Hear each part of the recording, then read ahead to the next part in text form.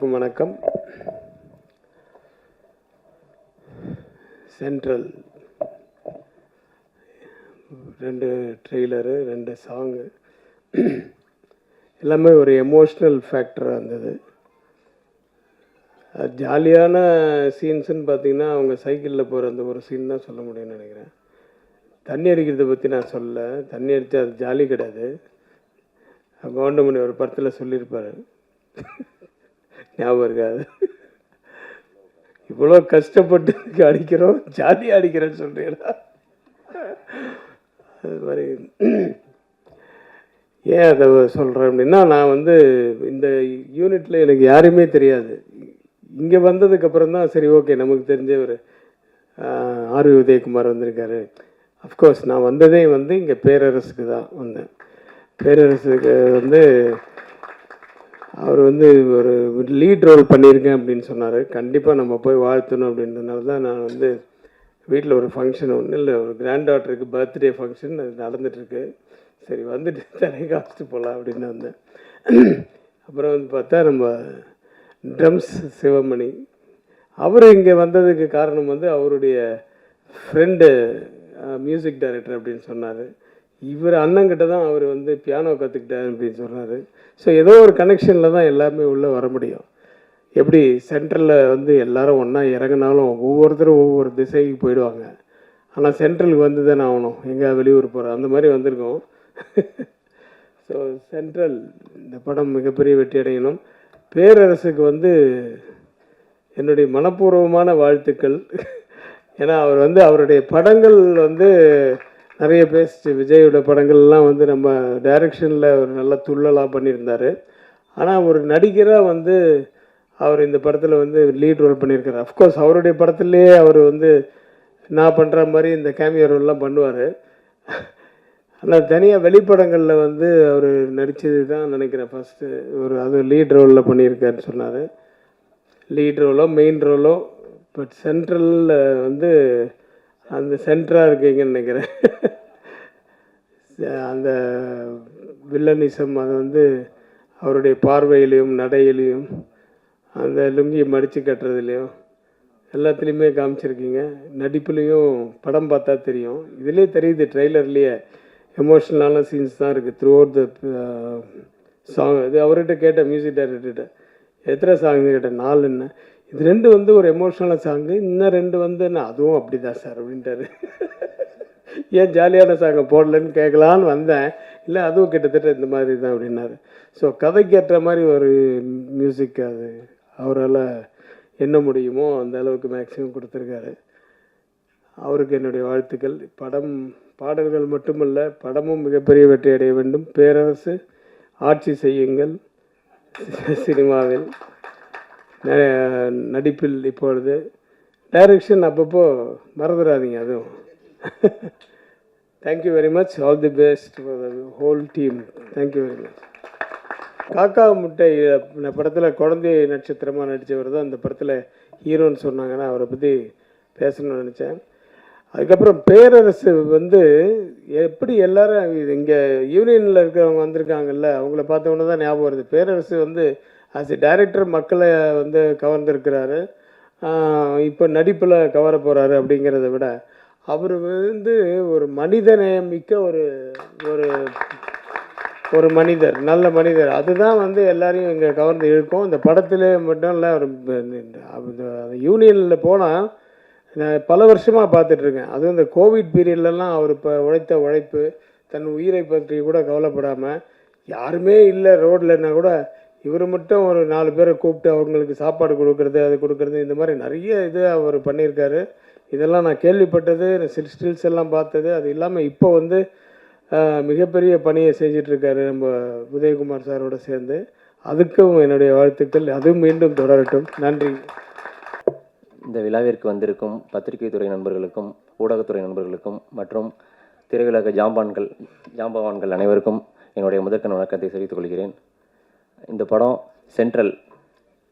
சென்ட்ரலை மையமாக வச்சு தான் எடுக்கப்பட்ட படம். ஏன்னா எல்லாருமே வந்து சென்ட்ரலில் தான், சென்னைக்கு ஒரு அட்ரஸ்னால் ஃபஸ்ட்டு சென்ட்ரல் தான். சென்ட்ரலில் வந்து இறங்கி தான் எல்லாருமே அவங்கவுங்க சார் சொன்ன மாதிரி எல்லோரும் அவங்க வேலையை பார்க்குறதுக்கு ஒவ்வொரு ஏரியா நோக்கி போவாங்க. ஸோ நாங்களும் இந்த சென்ட்ரலில் ஒன்றா இணைஞ்சிருக்கோம்.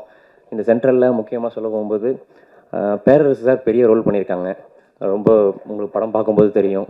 நிறைய நான் லேர்ன் பண்ண சார்ட்ட இருந்து. சாரோட படங்கள்லாம் பார்க்கும்போது எல்லா பெரிய ஆர்டிஸ்டையும் வச்சு சார் டைரக்ட் பண்ணிட்டாங்க. அப்போல்லாம் நான் அசிஸ்டன்ட் கேமராமேனாக ஒர்க் பண்ணிகிட்டு இருந்தேன். இப்போது இந்த படத்தில் சார் சில ஷார்ட் சொல்லி நான் எடுக்கும்போது ரொம்ப சந்தோஷமாக இருந்துச்சு எனக்கு. ஏன்னா சாரோட டைரக்ஷனுடைய இன்புட்ஸ் நிறையா கொடுத்தாங்க. நிறையா லேர்ன் பண்ணேன் அந்த படத்தில். அவங்கக்கிட்ட தேங்க்யூ சார். அப்புறம் எங்கள் ப்ரொடியூசர்ஸ் பற்றி சொல்லணும். குமரகுரு சார், தேவராஜ் சார், பாரதி சிவலிங்கம் ஐயா ரொம்ப கடினமான உழைப்பாளிங்க. இந்த படத்துக்கு நாங்கள் கேட்ட லொக்கேஷன்ஸ் எல்லாத்தையுமே அவங்க கரெக்டாக கொடுத்தாங்க. கேமரா, அப்புறம் ட்ரோன் எல்லாமே எங்களுக்கு கொடுத்தாங்க. ரொம்ப தேங்க்யூ சார். இந்த படம் கண்டிப்பாக பெரிய வெற்றி படமாக அமையணும். அடுத்தடுத்து நீங்கள் நிறைய படம் பண்ணணும், பெரிய படங்கள் பண்ணணும்னு நான் இறைவனை வேண்டிக்கிறேன். அடுத்ததாக எங்கள் ஹீரோ விக்னேஷ் பற்றி சொல்லியே ஆகணும். நல்ல கடினமான உழைப்பாளி. நிறையா சப்போர்ட் பண்ணார் எங்களுக்கு ஷூட்டிங்கில். நல்லா எங்களுக்கு நிறைய ஒரு ஹீரோ வச்சு பண்ணும்போது அவங்களோட இன்ட்ரெஸ்ட் அதிகமாக இருக்க தான் நாங்கள் இன்னும் ஷார்ட்ஸ் நிறைய எடுக்க முடியும். அதிலெல்லாம் அவர் ரொம்ப சப்போர்ட் பண்ணார். தேங்க்யூ விக்னேஷ். அப்புறம் எங்கள் ஹீரோயின் அவங்களும் நல்லா பண்ணியிருந்தாங்க. ஏதோ இன்றைக்கி வர முடியலன்னு நினைக்கிறேன். ரொம்ப நல்லா பண்ணியிருந்தாங்க. தேங்க்யூ. அப்புறம் இந்த ஹோல் டீம் எல்லாருக்கும், மியூசிக் டைரக்டர் சாருக்கும் நான் என்னுடைய நன்றிகளை சொல்லிக்கிறேன். ஏன்னா நிறைய ஷார்ட்ஸ் எடுத்ததுக்கு அவங்களுடைய ரீரெக்கார்டிங் தான் நிறைய ஸ்கோர் பண்ணியிருக்கு.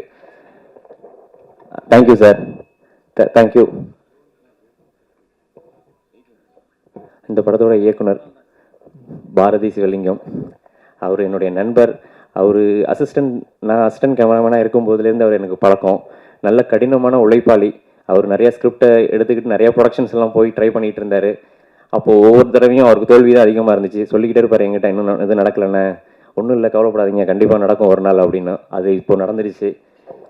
சின்ன படமாக இருந்தாலும் ஹார்ட் ஒர்க் பண்ணியிருக்கோம். நிச்சயமாக இந்த படம் ஒரு துவக்கமாக இருக்கும். அடுத்தது டெஃபினட்டாக அடுத்தடுத்து நெக்ஸ்ட் படம் நெக்ஸ்ட் லெவலில் பண்ணுவோன்ற நம்பிக்கை எனக்கு இருக்குது. தேங்க்யூ பாரதி. தேங்க்யூ. சேர்ந்து பயணிப்போம். Thank you sir. எல்லாருக்கும் என்னுடைய நன்றிகளை தெரிவிக்கிறேன். தேங்க்யூ. இங்கு வந்திருக்கும் ப்ரெஸ் அண்ட் மீடியாஸ் நண்பர்கள் அனைவருக்கும் மனமார்ந்த வாழ்த்துக்கள், நன்றிகள். அதே மாதிரி இங்கே வந்து பெரிய பெரிய ஜாம்பவான்லாம் வந்திருக்கீங்க, திரையுலக ஜாம்பவான்.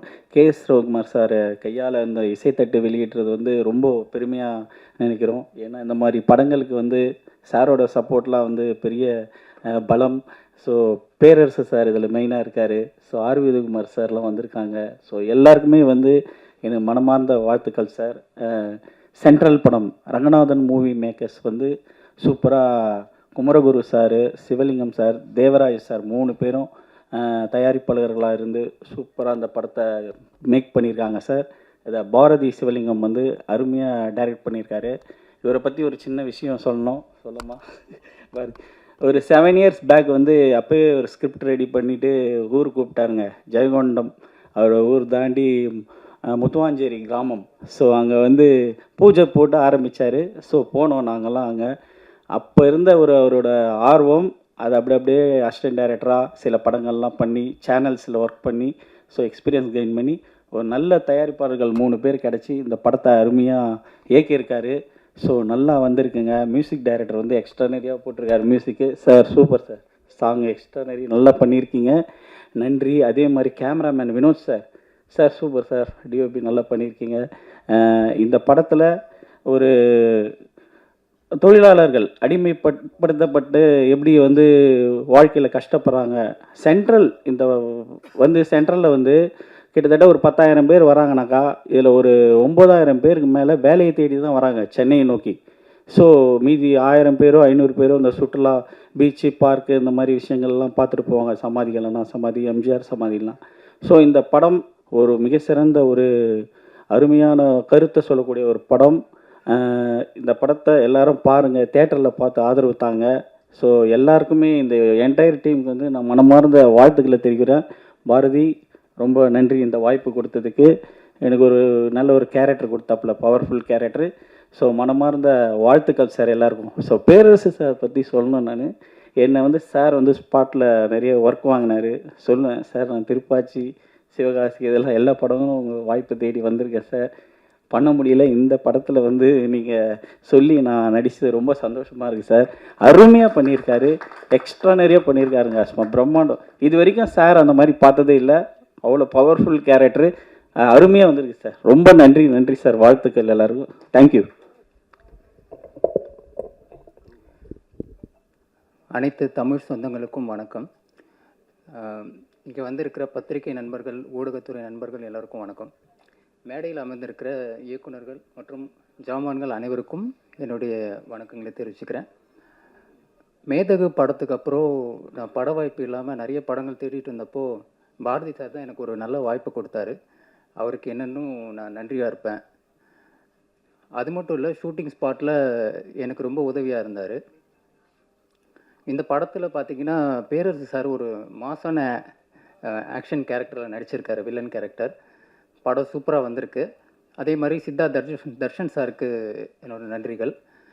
அவர் கூடவே நான் ரொம்ப வருஷமாக பயணிச்சிட்ருக்கேன்.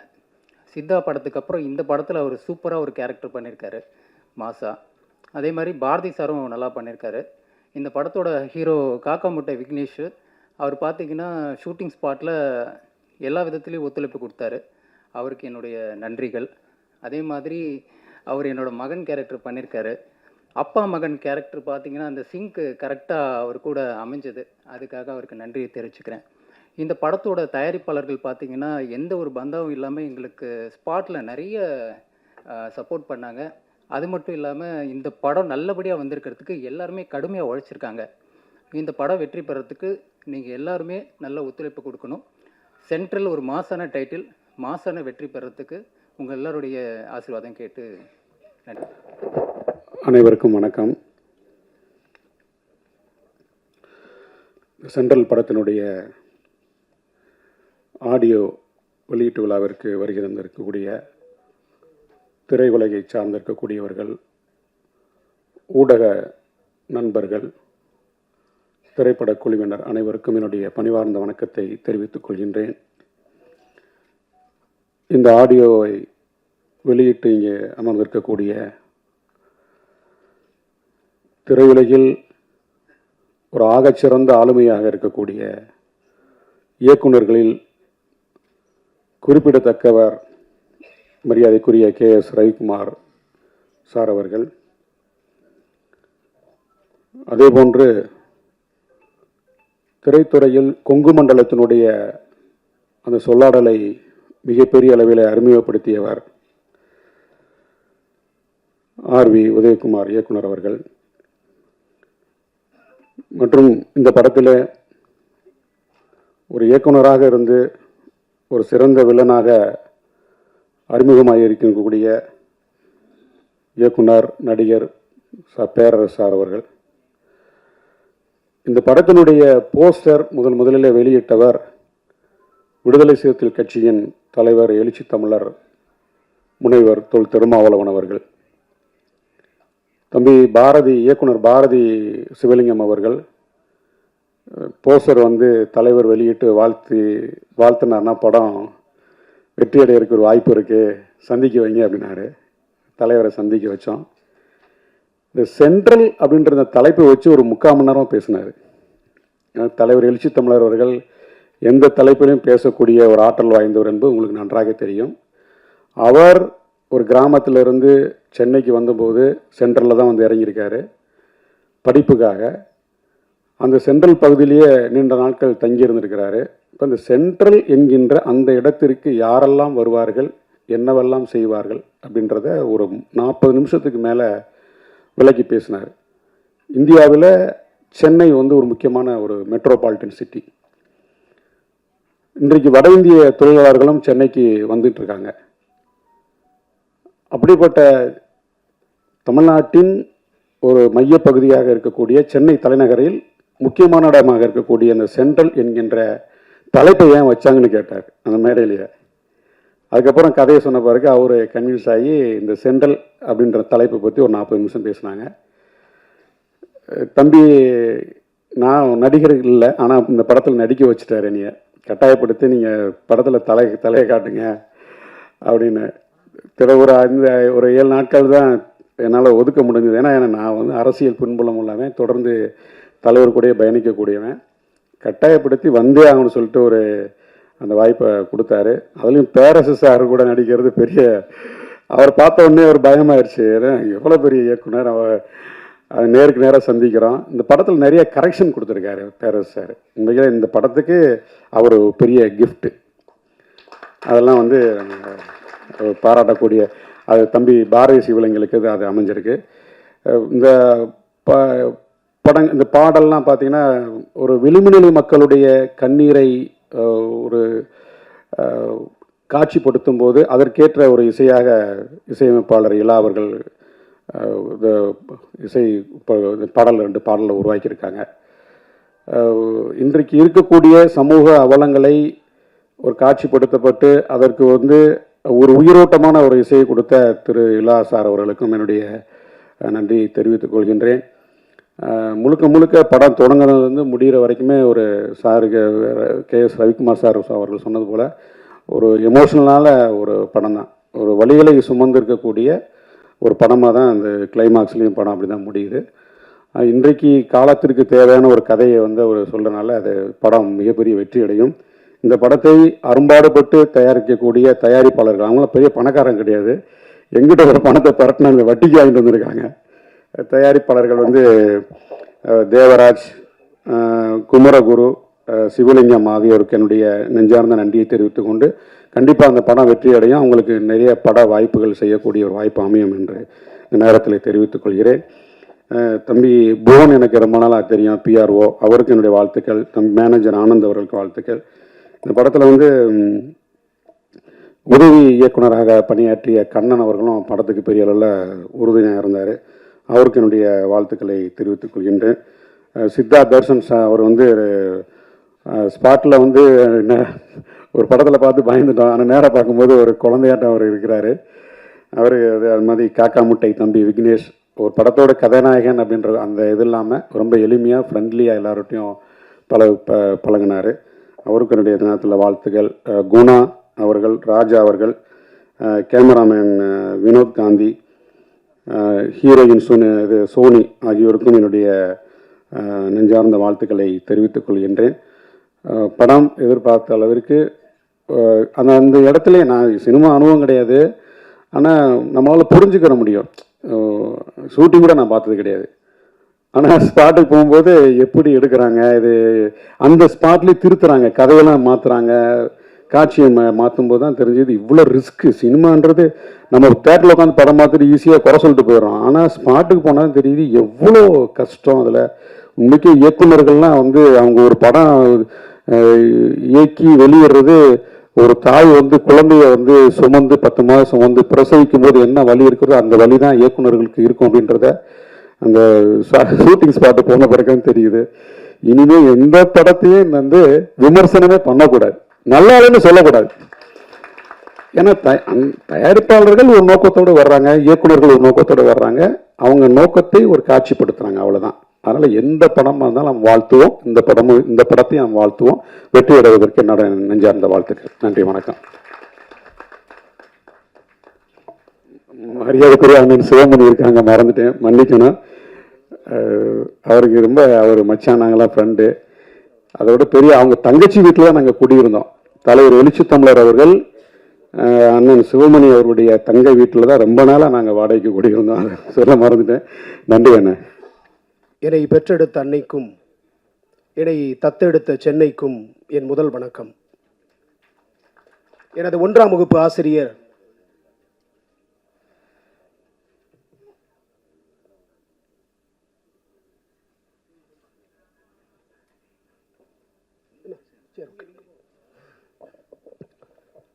எனது 1ஆம் வகுப்பு ஆசிரியை திருமதி சரோஜினி அவர்களையும், எனது 2ஆம் வகுப்பு ஆசிரியர் திரு துரைராஜ் அவர்களையும், எனது 3ஆம் வகுப்பு ஆசிரியை கிறிஸ்டினா அவர்களையும், எனது 4ஆம் வகுப்பு ஆசிரியர் திரு நல்லதம்பி ஞானக்கன் அவர்களையும், எனது 5ஆம் வகுப்பு ஆசிரியர் திரு சச்சிதானந்தம் அவர்களையும், எனது 6ஆம் வகுப்பு ஆசிரியர் திரு அமல்ராஜ் அவர்களையும், எனது 7ஆம் வகுப்பு ஆசிரியை வெள்ளத்தாய் செரீன் அவர்களையும், எனது 8ஆம் வகுப்பு ஆசிரியை வசந்தி அவர்களையும், எனது 9ஆம் வகுப்பு ஆசிரியை திருமதி நவநீதம் அம்மா அவர்களையும், எனது 10ஆம் வகுப்பு ஆசிரியை சூரியகுமாரி அவர்களையும் கஸ்தூரிபாய் அவர்களையும், எனது 11ஆம் வகுப்பு 12ஆம் வகுப்பு ஆசிரியர்களான திரு ஞானராஜன், பிரைட் இன்பராஜ், செல்வினால், யாழினி, சத்தியசீலன் உள்ளிட்ட அத்துணை ஆசிரிய பெருமக்களையும் நான் இந்த நேரத்திலே நினைவு கூறுகிறேன்.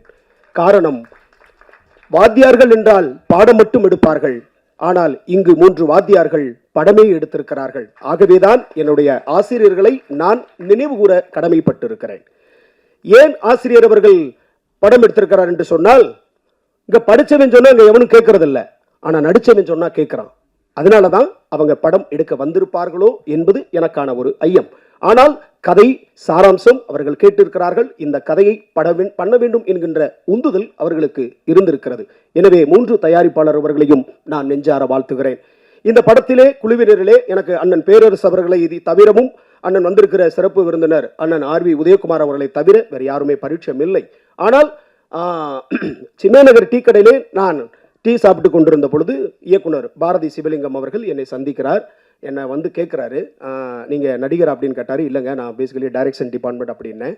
இல்லை, நாங்கள் ஒரு படம் பண்ணுறோம், அந்த படம் வந்து ஒரு ஷெட்யூல் முடிஞ்சிருச்சு, இன்னொரு ஷெட்யூல் வந்து இங்கே மெட்ராஸில் ஃபேக்ட்ரியில் எடுக்க போகிறோம் அப்படின்னு சொல்லும் பொழுது சரிங்கன்னு சொல்லிட்டு நம்மளும் அசிஸ்டன்ட் டைரக்டராக 3 ஷார்ட் ஃபிலிம் பண்ணியிருக்கோம். அண்ணன் ஆர்வி உதயகுமார் கையிலலாம் நான் அவார்டு வாங்கியிருக்கேன் கோயம்புத்தூரில். ஸோ அந்த லைன் கேட்டேன், இந்த மாதிரி ஒரு போராளியான ஒரு குணம் அப்படின்னு சொன்னாங்க. சரி, ரைட், ஓகே பண்ணுவோம் அப்படின்னு சொன்னேன். அப்போ தம்பி கேட்டார், இந்த லீட் ரோலை பண்ணுற வைகுண்டம் அப்படின்ற கதாபாத்திரத்துக்கு நீங்கள் யாரை ஃபிக்ஸ் பண்ணியிருக்கீங்க அப்படின்னு கேட்டேன். ஐயோ, அவரை தான் நான் தேடிக்கிட்டு இருக்கோம். உங்களுக்கு தெரிஞ்ச நோன் ஃபிகர், அதாவது முகம் தெரிந்த ஒரு நபர்னா எனக்கு டக்குன்னு இமீடியட்டாக தோணுது அண்ணன் பேரரசு அப்படின்னு. ஐயோ ஓகே அப்படின்னு லட்டு மாதிரி எனக்கு ஓகே அப்படின்னு சொன்னார். சம்பளம் அதை நான் பார்த்துக்கிறேன், நீ விடு அப்படின்னு சொல்லிட்டு அண்ணனுக்கு ஒரு ஃபோன் அடிச்சு இந்த மாதிரி ஒரு தம்பியை சந்தித்தேன் அப்படின்னு அலுவலகத்துக்கு வர சொன்னாங்க. இயக்குனர் அலுவலகத்துக்கு வந்து கதை கேட்டார். ஒரு அவுட்லைனை மட்டும்தான் பாரதி சொன்னார். சொல்லும் போது பேரரசு அவர்கள் திருப்பாச்சி, சிவகாசி, திருப்பதி, திருவண்ணாமலை, தருமபுரி, பழனி இப்படி படப்படங்களை பல முன்னணி இயக்குநர்களை வைத்து இயக்கி வெற்றியும் கொடுத்து அந்த படத்தை அத்துணை பாடல்களையும் சூப்பர் ஹிட் ஆக்கிய ஒரு பேர் அரசன். அவர் ஒரு வார்த்தை சொன்னார், நுட்பமாக கவனிங்க. இந்த கதையில் மாணவர்களை அடிக்கிற மாதிரியோ அல்லது சாதியை பற்றியோ தழுவல் இருந்துச்சுன்னா இந்த படம் எனக்கு வேணாம் அப்படின்னு சொன்னார். மாணவர்கள் மீது அவருக்கு இருக்கக்கூடிய அந்த அக்கறை, அந்த வெளிப்பாடு தான் இந்த படத்தில் ஒரு முக்கியமான ஒரு வலுவான வைகுண்டம் கேரக்டர். இனிமேல் அவர் வந்து படம் இயக்குறாரோ இல்லையோ, ஆனால் நிச்சயமாக பல படங்களில் நடிப்பார். அவருக்கு நான் தான் மேனேஜர், எனக்கு என்ன பெர்சன்டேஜ் வரணுமோ அதை அவர் எனக்கு அப்படி கொடுத்துடணும். ஏன்னா அது வந்து தொழில் வேற, நட்பு வேற. அண்ணா அதெல்லாம் இல்லை ஒரு நிமிஷம் இருங்க, நான் பார்த்துக்கிறேன். இந்த மாதிரி இந்த கதைக்குள்ள அப்படித்தான் நான் வந்தேன். அதே மாதிரி தான் இயக்குனர் பேரரசனை வந்தார். நிறைய விஷயங்களை மாற்றி கொடுத்தாரு, நிறைய ஷார்ட்ஸ் சொன்னார், நிறைய டைலாகை சேஞ்ச் பண்ணார். அவருடைய காஸ்டியூமு, அவருடைய லுக்கு, அந்த மாடுலேஷன் அதெல்லாம் பார்த்தீங்கன்னா அதாவது நம்மளை சொல்லக்கூடாது. நீங்கள் படம் பாருங்கள். படம் பார்க்கும் பொழுது இப்படி ஒரு பேரரசை வந்து இப்படி ஒரு தம்பி இயக்கியிருக்கிறார். அது மாதிரி பாரதி வந்து கதை, திரைக்கதை, வசனம், இயக்கம், பாடல்கள், நடிப்பு, முதல் படத்திலேயே இத்தனை துறைகளையும் கையாளு என்பது அவ்வளவு எளிதான ஒரு விஷயம் அல்ல. அதற்கே தம்பி பாரதிக்கு என்னுடைய நெஞ்சம் நிறைந்த வாழ்த்துக்களை நான் உரித்தாக்கிக் கொள்கிறேன். இதெல்லாம் யாருக்குமே கிடைக்காது. முதல் படத்தில் வந்து எல்லா துறைகளும் கிட்டத்தட்ட ஒரு 6 துறை எடுத்திருக்கிறாரு. ஒரு மனுஷன் வந்து விரல்களால் இசை மீட்டலாம், ட்ரம்ஸில் இசை மீட்டலாம், அல்லது தபலாவில் வாசிக்கலாம். இப்போ நாளாக கூட ஆரம்ப காலங்களில் பல குரல் பண்ணும்போது வாயிலே மியூசிக் வந்து போட்டு நான் ராஜா சார், கங்கைபரன் சார் முன்னாடியே கூட ஒரு நிகழ்ச்சியெல்லாம் பண்ணியிருக்கேன். ஆனால் ட்ரம்ஸ் சிவமணி அவர்களால் மட்டும்தான் தனது சுவாசத்தில் கூட ஒரு இசையை இந்த சமூகத்துக்கு தர முடியும் அப்படின்னு சொன்னால் அண்ணன் ட்ரம்ஸ் சிவமணியன். அவரை பார்த்துதான் நான் வந்து அந்த 8பட்டி ராசாலையில் வந்து அந்த பஞ்சு மிட்டாய் சேலகட்டின்னு ஒரு பாட்டு இருக்கும். அதில் வந்து அந்த ஒரு பிஜிஎம் வரும். எனக்கு வந்து இப்போ நான் இதெல்லாம் பேசணும்னு வரல, ட்ரம்ஸ் சிவமணியனை பார்த்தோன்னே அதில் வந்து ஒரு மியூசிக் இருக்கும் பாருங்க.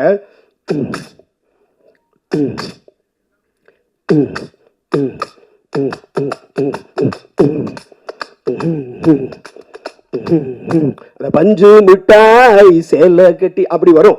இப்படியெல்லாம் நாங்கள் வந்து இதெல்லாம் கற்றுக்கிட்டு இருந்தோம். இன்னைக்கு அவ்வளோ பெரிய ஒரு ஜாம்பவான் வந்து இருப்பது உள்ளபடியே மகிழ்ச்சியை தருகிறது. அதே போல் ஆர்வி உதயகுமார் அண்ணன், அவருடைய அனைத்து வெற்றி படங்களுக்கும் நாம் எல்லாருமே ரசிகர்கள். கொஞ்சம் நேரம் எடுத்துக்கிட்டாலும், ஏன்னா ஒரு புது ஒரு படம், ஒரு 3 தயாரிப்பாளர் வந்திருக்காங்க, ஒரு தம்பி வந்திருக்கிறாரு, ஒரு புதிய இயக்குனரை இன்னைக்கு நிறைய பேருக்கு வாழ்த்துவதற்கெல்லாம் மனசே இல்லைங்க.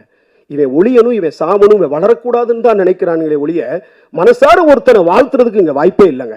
ஆனால் அவருக்கு இருக்கிற வேலையெல்லாம் விட்டுட்டு இவ்வளோ பெரிய டைரக்டர், கிழக்கு வாசல், என் ஊரில் தான் ஷூட்டிங்கு, தலிக்கு தலிக்கு வந்து உழுக்கு குளிக்கி வரும் முழுக்கி குளிக்கும் வரும் கண்ணாலே, அந்த பாடலை எடுத்துக்கும் போது நான் ஷூட்டிங் வேட போயிருக்கேன்.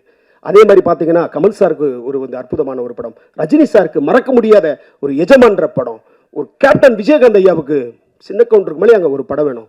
அதில் ஒரே ஒரு ஷார்ட் கம்போசிஷன் பாருங்கள். சுகன்யா மேடம் வந்து ஒரு மொய் விருந்துன்னு வச்சுருப்பாங்க. அந்த மொய் விருந்து எதுக்கு வைக்கிறாங்க அப்படின்னா, தன்னுடைய வறுமை அல்லது தன்னை பொருளாதார இழப்பு அல்லது ஏதாவது ஒருத்தவங்க கடன் பட்டிருந்தாங்கன்னா சொந்த பந்தத்திட்ட சொல்லி ஒரு 50 பேருக்கு வந்து இந்த மாதிரி நான் மொய் விருந்து வச்சுருக்கேன் அப்படின்னு சொல்லி வீட்டில் சமைச்சு போட்டு அந்த இலைக்கு பின்னாடி அன்னைக்கு 5 ரூபாயோ 10 ரூபாயோ 20 ரூபாயோ அப்படி வச்சு கொடுப்பாங்க. அப்படியே ஷார்ட் போய்கிட்டே இருக்குது, கேமரா போயிட்டே இருக்குது. ஒவ்வொருவரும் சாப்பிட்டுட்டு எந்திரிச்சிட்டு போகிறாங்க. ஒவ்வொரு இலையை மடக்கும் பொழுது அப்படி அவங்க சுகன்யா எடுக்கும்போது உள்ள 5 ரூபா 2 ரூபா 10 ரூபா அப்படி இருக்கும். ஆனால் விஜயகாந்த் சார் சாப்பிட்டுட்டு அப்படி போய் சுகன்யா மேம் எடுக்கும்போது பார்த்தீங்கன்னா உள்ள தாலி இருக்கும், ஒரு பேக்ரவுண்ட் மியூசிக் ராஜா சார், அப்படியே டைட் க்ளோஸ் இங்கே ஒன்று கட் பண்ணால் சுகன்யா ஐஸுக்கு ஒரு க்ளோஸு, அப்படியே வாக் பண்ணுறாங்க. திரும்பி பார்த்தா வெள்ளை வெட்டி சட்டையில் அப்படியே கேப்டன் போகிறாரு, பேக்ரவுண்டில் ராஜா சாரோட அந்த வானத்தை என்ன மாதிரி கம்போசிஷனுங்க. ஒரு ஷார்ட்டில் எவ்வளோ பியூட்டி. காசு கொடுக்கறது விஷயம் இல்லைங்க, வாழ்க்கையே கொடுத்துருக்கிறாரு ஒரு பெண்மணிக்கு. அப்போ வந்து அந்த தத்துவமான அந்த காட்சியை எப்படி மையப்படுத்தி எடுத்திருக்காரு பாருங்க. அதுதான் சொல்றேன். என்னன்னா உதவி இயக்குனர்கள் புரிஞ்சுக்கிறோம். என்ன மாதிரியெல்லாம் அன்னைக்கு தெரியல, ஆனா இன்னைக்கு வந்து கத்துக்கிற போது அந்த கிரேட் கம்போசிஷன். அப்படிப்பட்ட ஒரு டைரக்டர் இங்கே வந்து இந்த குழுவினரை வாழ்த்துவதற்காக வந்திருக்கிறார். இந்த படத்தில் பார்த்தீங்கன்னா நான் ஒரு நல்ல கேரக்டர் தான், எனக்கு கொடுக்கப்பட்ட வேலையை நான் சிறப்பாக செஞ்சுருக்கேன். அதில் வந்து என்ன அந்த ஃபேக்ட்ரியில் வேலை பார்க்குறவங்களுக்கு தட்டி கேட்ட ஒரே ஒருக்காக அடின்னு அடிச்சாருங்க. எப்படி இன்னைக்கு வந்து திருப்பவனம் மடப்புறத்தில் அந்த அஜித் குமார்ன்ற தம்பியை நாயக்கணக்கு அடிச்சாங்களோ, எந்த விதமான ஒரு ஆதாரமும் இல்லாம ஒரு கேடுகட்ட அயோக்கிய பொம்பளை சொன்னன்ற ஒரே ஒரு காரணத்துக்காக அந்த அப்பாவி பையனை அடிச்சு நாயக்கணக்கு அடிச்சு டெல்லியில இருந்து தலைமைச் செயலர் இருந்து ஒரு ஐஏஎஸ் த்ரூ தமிழ்நாட்டில் இருக்க தலைமைச் செயலர் IAS SP DSP inspector sub inspector police தனிப்படை பிரிவை வச்சு அடிச்சே எப்படி கொண்டாங்க. அதே மாதிரி என்னை அடிச்சே கொண்டாருங்க இந்த பேரரசுன்ற வைகுண்ட. ஒரு நியாயத்தை கேட்டேன், ஒரு நியாயத்தை ஏன் என் ஃபேக்டரியில் இப்படி வேலை பார்க்குறேன்னு. அப்படி அந்த தம்பி அஜித் குமாருக்கு அங்கே நீதி கிடைக்கல, இந்த அரசுல நீதி கிடைக்கவும் கிடைக்காது. ஆனா பேரரசுக்கு இந்த படத்துல நீதி கிடைச்சிச்சு, தண்டனை கொடுத்தாரு டைரக்டர் பாரதி சிவலிங்கம். இது ஒரு வழியை சொல்ற ஒரு படம், ஒரு வழி மிகுந்த ஒரு படங்க. நீங்க அசால்ட்டா இந்த படத்தை பார்த்துட்டு ரிவ்யூ பண்ணிட்டு படம் மொக்கன்ட்டு ஓடிடுறீங்க. இதுக்கு பின்னாடி எவ்வளவு பெரிய வழி இருக்கு தெரியுமா? இந்த புளு சட்டை மாறனை நான் பல தடவை சொல்லியிருக்கேன். அதாவது நல்ல சிரிக்கிறதுக்கு சொல்லலைங்க, ஒரு 2 கோடி ரூபாய் ஒரு 3 கோடி ரூபாய் போட்டு ஒருத்தவங்க படம் எடுக்கிறாங்க.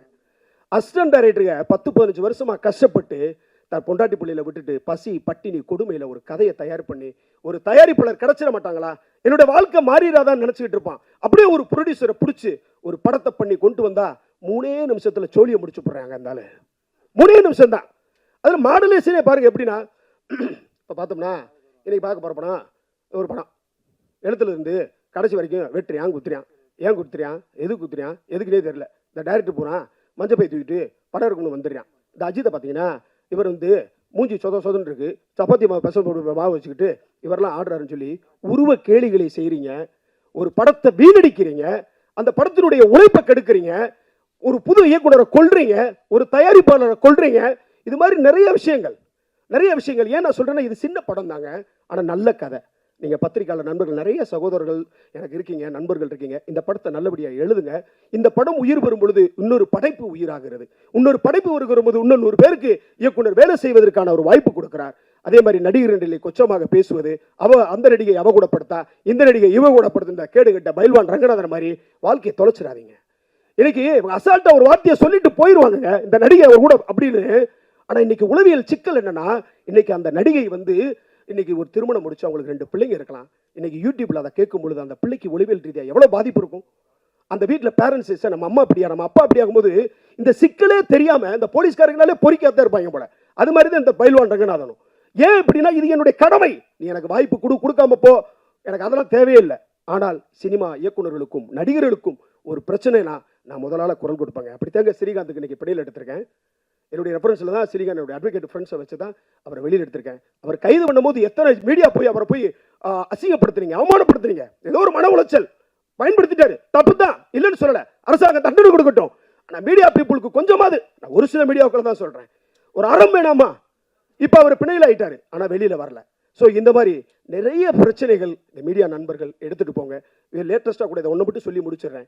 இந்த ஃபீனிக்ஸ்னு ஒரு படம், தம்பி விஜய் சேதுபதியோட சூர்யா சேதுபதி, அவனை என்ன மாதிரி ட்ரோல் பண்ணி அவமானப்படுத்தி அசிங்கப்படுத்தி, இது உங்களுக்கு தெரியாதுங்க. நீங்கள் சொல்லிட்டு நீங்கள் ஒரு வியூவர்ஸ் கிடைக்கிறதுக்காக போயிடுவீங்க. அது உளவியல் ரீதியாக மிகப்பெரிய பாதிப்பு. அவன் பப்ளிகாம் போட்டான், ஒரு ஆட்டிடியூட்டை காட்டிட்டாப்புல தம்பி, அவன் மனசார சாரி கட்டுட்டான். அவங்க அப்பே விஜய் சேதுபதி சாரி கட்டுட்டான். இதுக்கு மேலே அவனை ட்ரோல் பண்ணி ஓட்டி தேங்க்ஸ் மீட்டிங்கில் இதே மேடையில் நான் உங்களை அடுத்த படத்தில் சந்திக்கிறேன் அப்படின்னு சொல்லிட்டு மனம் இறங்கி போகிறான். ஒரு வார்த்தை கொல்லுங்க, ஒரு வார்த்தை வெல்லுங்க. அடுத்தவனுடைய உணர்வுகளையும் அடுத்தவனுடைய வழியையும் அடுத்தவனுடைய கண்ணீரையும் வைத்து நீங்கள் யூடியூப்ஸில் சம்பாதிக்கிறீங்கன்னா, அதை சாப்பிட்றீங்கன்னா, அந்த காசு மலத்துக்கு சமங்க, பிழம் தின்னும் கழுகுகள் அல்ல. நிறைய யூடியூபர் நண்பர்கள் அறத்தோடு இருக்காங்க, நல்ல ரிவ்யூஸ் கொடுக்குறாங்க, நல்ல பதில்களை கொடுக்குறாங்க. ஒரு படம் ஓடட்டுமே. ஆர்கே செல்வமணி அண்ணன் ஒரு மேடையில் சொன்னாங்க, வெள்ளி சனி ஞாயிறு 3 நாள் படத்தை பற்றி குறைய எழுதாதீங்கன்னு. பல பேரோட உழைப்பு இருக்குங்க. ஒரு 2 கோடினா கூட அதுக்கு என்ன வட்டியாச்சு? அதை நீங்கள் உணர்ந்து கொள்ளுங்கள். பத்திரிகையாளர் நண்பர்கள், நீங்கள் கொஞ்சம் அறத்தோடு செயல்படுங்க. நிறைய பிரச்சனைகள் இந்த நாட்டில் போயிட்டுருக்கு. குறிப்பாக தமிழ் சினிமாவில் நீங்கள் ஆரோக்கியமாக இந்த சினிமா இருக்கணும்னா உங்களை போன்ற பத்திரிகை நண்பர்கள் இதை ஆரோக்கியமான முறையில் எடுத்துகிட்டு போங்க. தம்பி பாரதி சிவலிங்கம் கஷ்டப்பட்டு ஒரு அற்புதமான ஒரு படைப்பை கொடுத்துருக்கிறாரு. இந்த படம் நிச்சயம் தப்பு பண்ணாது. Empowerment is a powerful tool of politics and human society and human life. இதுதான் கதையோட சூட்சமோ. படம் பார்க்கும்போது உங்களுக்கு புரியும். மறுபடியும் அண்ணன் பேரரசு அவர்களுக்கு என் மனமார்ந்த வாழ்த்துக்கள். Cameraman, editor, music director Ilaiya sir, எல்லாருக்குமே, குறிப்பாக வந்திருக்கிற உங்கள் அனைவருக்கும் பத்திரிகையாளர் நண்பர்களுக்கும் நன்றி பாராட்டி, இந்த படத்தை இன்னைக்கு சோசியல் மீடியாவில் நீங்கள் எடுத்துகிட்டு போங்க. ஒரு நல்ல கதையை கொடுத்துருக்கோம். பிடிச்சிச்சு எழுதுங்க. குறை இருக்கா, குறையை நாகரிகமாக சொல்லுங்க. நிறை இருந்தா சொல்லுங்க. உருவக்கேலி, அவன் இவனு யாரையும் அசிங்கப்படுத்தாங்க. உங்கள்கிட்ட ப்ராடக்டை நாங்கள் கொண்டு வந்துட்டோம், நீங்கள் என்ன வேணாலும் சொல்லுங்க. ஆனால் ஒருமையிலேயோ அடுத்தவனுடைய உணர்வுகளை காயப்படுத்துற மாதிரி தயவு செய்து எழுதாங்க. படம் பிடிக்கலையா, பிடிக்கல. பிடிச்சிருக்கா, பிடிக்கல. கேமரா பிடிக்கல, நல்லா இல்லைன்னு சொல்லிட்டு போங்க. நாங்கள் பிழைகள் இருந்தால் திருத்திக் கொள்கிறோம். ஏன்னா தம்பி பாரதி வளர்ந்து வரக்கூடிய தம்பி, இன்னும் நிறைய சாதிக்க வேண்டும், நாங்களும் நிறைய சாதிக்க வேண்டும். மேடையில் இருக்கக்கூடிய அத்துணை கலைஞர்களும் அதை நோக்கித்தான் இருக்கிறோம். இந்த விழாவை சிறப்பான முறையிலே அமைத்து கொடுத்த பத்திரிகையாளர் மனவை பூவன் அன்பு சகோதரர் அவர்களுக்கும், மேடையில் வீற்றிருக்கிற உங்கள் அனைவருக்கும், பத்திரிகையாளருக்கும் பார்வையாளருக்கும் உங்கள் கால் மலர்களில் என் கண் மலர்களை வைத்து நன்றி பாராட்டி விடைபெறுகிறேன். நன்றி, வணக்கம். முதல் பாராட்டு இயக்குனர் பாரதி சிவலிங்கம் அவர்களுக்கு ஒரு பெரிய கைத்தட்டல் கொடுக்கணும். ரவிக்குமார் சார் சொன்ன மாதிரி 2 ட்ரெய்லர் 2 சாங், வேங்கை வெயிலிருந்து இன்னைக்கு இருக்கக்கூடிய அடித்தட்டு மக்களுடைய பல பிரச்சனைகளையும் வலியும் வேதனைகளையும் ரொம்ப அழகாக காட்சிப்படுத்தியிருக்கார். ரொம்ப அழகான பாடல்கள் இசையமைத்திருக்கார். இசையமைப்பாளருக்கு ஒரு பெரிய கைத்தட்டல் கொடுக்கணும். அந்த பாடல் வரி எனக்கு சரியாக ஞாபகம் இல்லை, ஆனால் அந்த அர்த்தம் மட்டும் அப்படியே மனசில் பதிஞ்சிட்டே இருக்கு.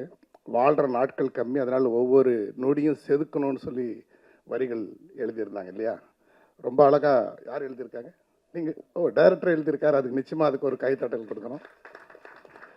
டைரக்டர் எழுதினாரும் எனக்கு தெரியாது, ஆனால் அந்த வார்த்தை, அதாவது பாரசீகத்தில் ஒரு பழமொழி இருக்குது. அது என்னன்னா, பேரணி முடிந்து விட்டது, நாட்கள் பல ஆகிவிட்டது. பேரணி முடிந்து விட்டது, நாட்கள் பல ஆகிவிட்டது, ஆனால் அதன் தூசி இன்னும் அடங்கவில்லை அப்படிங்கிறது பாரசீகத்தில் வர பொன்மொழி. இந்த ட்ரெய்லர், அந்த பாடல்கள் கேட்டு முடிச்சு அதுக்கப்புறம் ரொம்ப நேரம் ஆயிடுச்சு. இருந்தாலும் அந்த வரிகளும் அந்த இசையும் இன்னமும் காதில் ஒலிச்சுக்கிட்டே இருக்குது.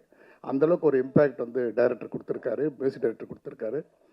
அதனால தான் இன்றைக்கி உலக அளவில் நமக்கு பெருமை சேர்க்கக்கூடிய சிவலிங்கம் சிவமணி சாரே அவரை பாராட்டு வந்திருக்கார். அது ஒரு கூடுதல் சிறப்பாக இருக்குது.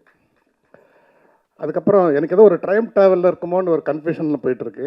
நான் ஒரு படம் ஃப்ரெண்டு நண்பர் ஒருத்தருக்காக ஆடியோ ரிலீஸ்க்கு ஒரு டிசைன் பண்ணணுன்னு சொல்லிட்டு ஒரு டிசைனர்கிட்ட போய் உட்காந்தேன். அங்கே போனோன்னா அங்கே என்ன ஆயிடுச்சுன்னா, அந்த பத்திரப்பதிவு டைப்பிஸ்ட்டுக்கெலாம் போனோம்னா, சார் இந்த மாதிரி டிஸ்பியூட்டா, லேண்டு பிரிக்கணுமா அப்படின்னா உடனே அவன் ஒரு ஃபார்மேட் எடுத்து வச்சுருப்பான். அதில் அந்தந்த பேர் மட்டும் மாற்றி தருவான். அப்புறம் இந்த மாதிரி அன்அப்ரூவ்டு லேண்டா, அதுக்கு ஒரு டாக்குமெண்ட் பண்ணோமா, அது அந்த ஃபார்மேட் எடுத்து கொடுப்பான். அது மாதிரி சில விஷயம் ஃபிக்ஸடாக வச்சுருப்பாங்க. அந்த மாதிரி ஒரு டிசைனர்கிட்ட போனேன். சார் ஒரு படத்தோடு இந்த மாதிரி ஆடியோ ரிலீஸ் ஃபங்க்ஷன் ஓகேன்னு உடனே ஒரு ஃபார்மேட் எடுத்து வச்சுட்டான். அதில் பார்த்தா சிறப்பு அழைப்பாளர்கள் போட்டு திரைப்பட சங்க இயக்குனர் சங்க தலைவர் ஆர் உதயகுமார்னு போட்டிருக்கு.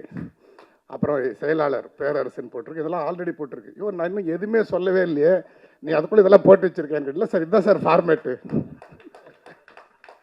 இதில் நீங்கள் டைமு இல்லை சார், அப்படிதான். இதில் நீங்கள் டைமு, படம் பேர் அதெல்லாம் மட்டும் மாற்றிட்டா போதும் சார் அப்படின்றான். என்னன்னு பார்த்தா ஆக்சுவலாக இன்றைக்கி நான் ஊரில் இல்லை, இன்றைக்கி நான் வெளியூர் போக வேண்டியது. நேற்று 2 நிகழ்ச்சிகளுக்காக இங்கே வந்திருந்தேன்.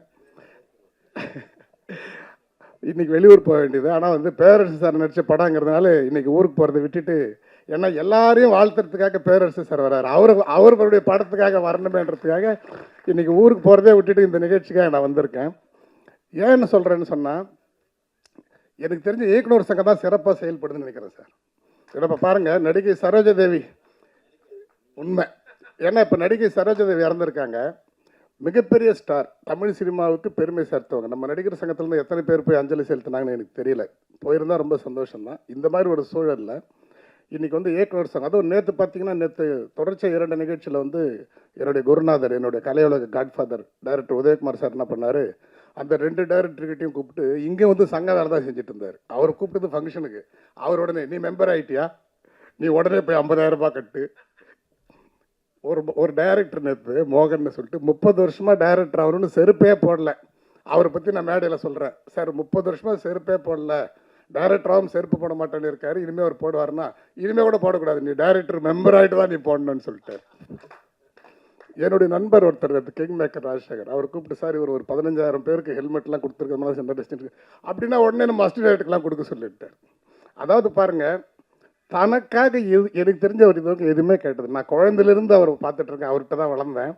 தனக்காக அவர் நினச்சிருந்தாருன்னா, அப்படியா இவ்வளோ பெரிய ஆளே அவர் அப்படின்னா இவர் எனக்கு இது செய்ய சொல்லு, அது பண்ண சொல்லுன்னு சொல்லியிருக்கலாம்.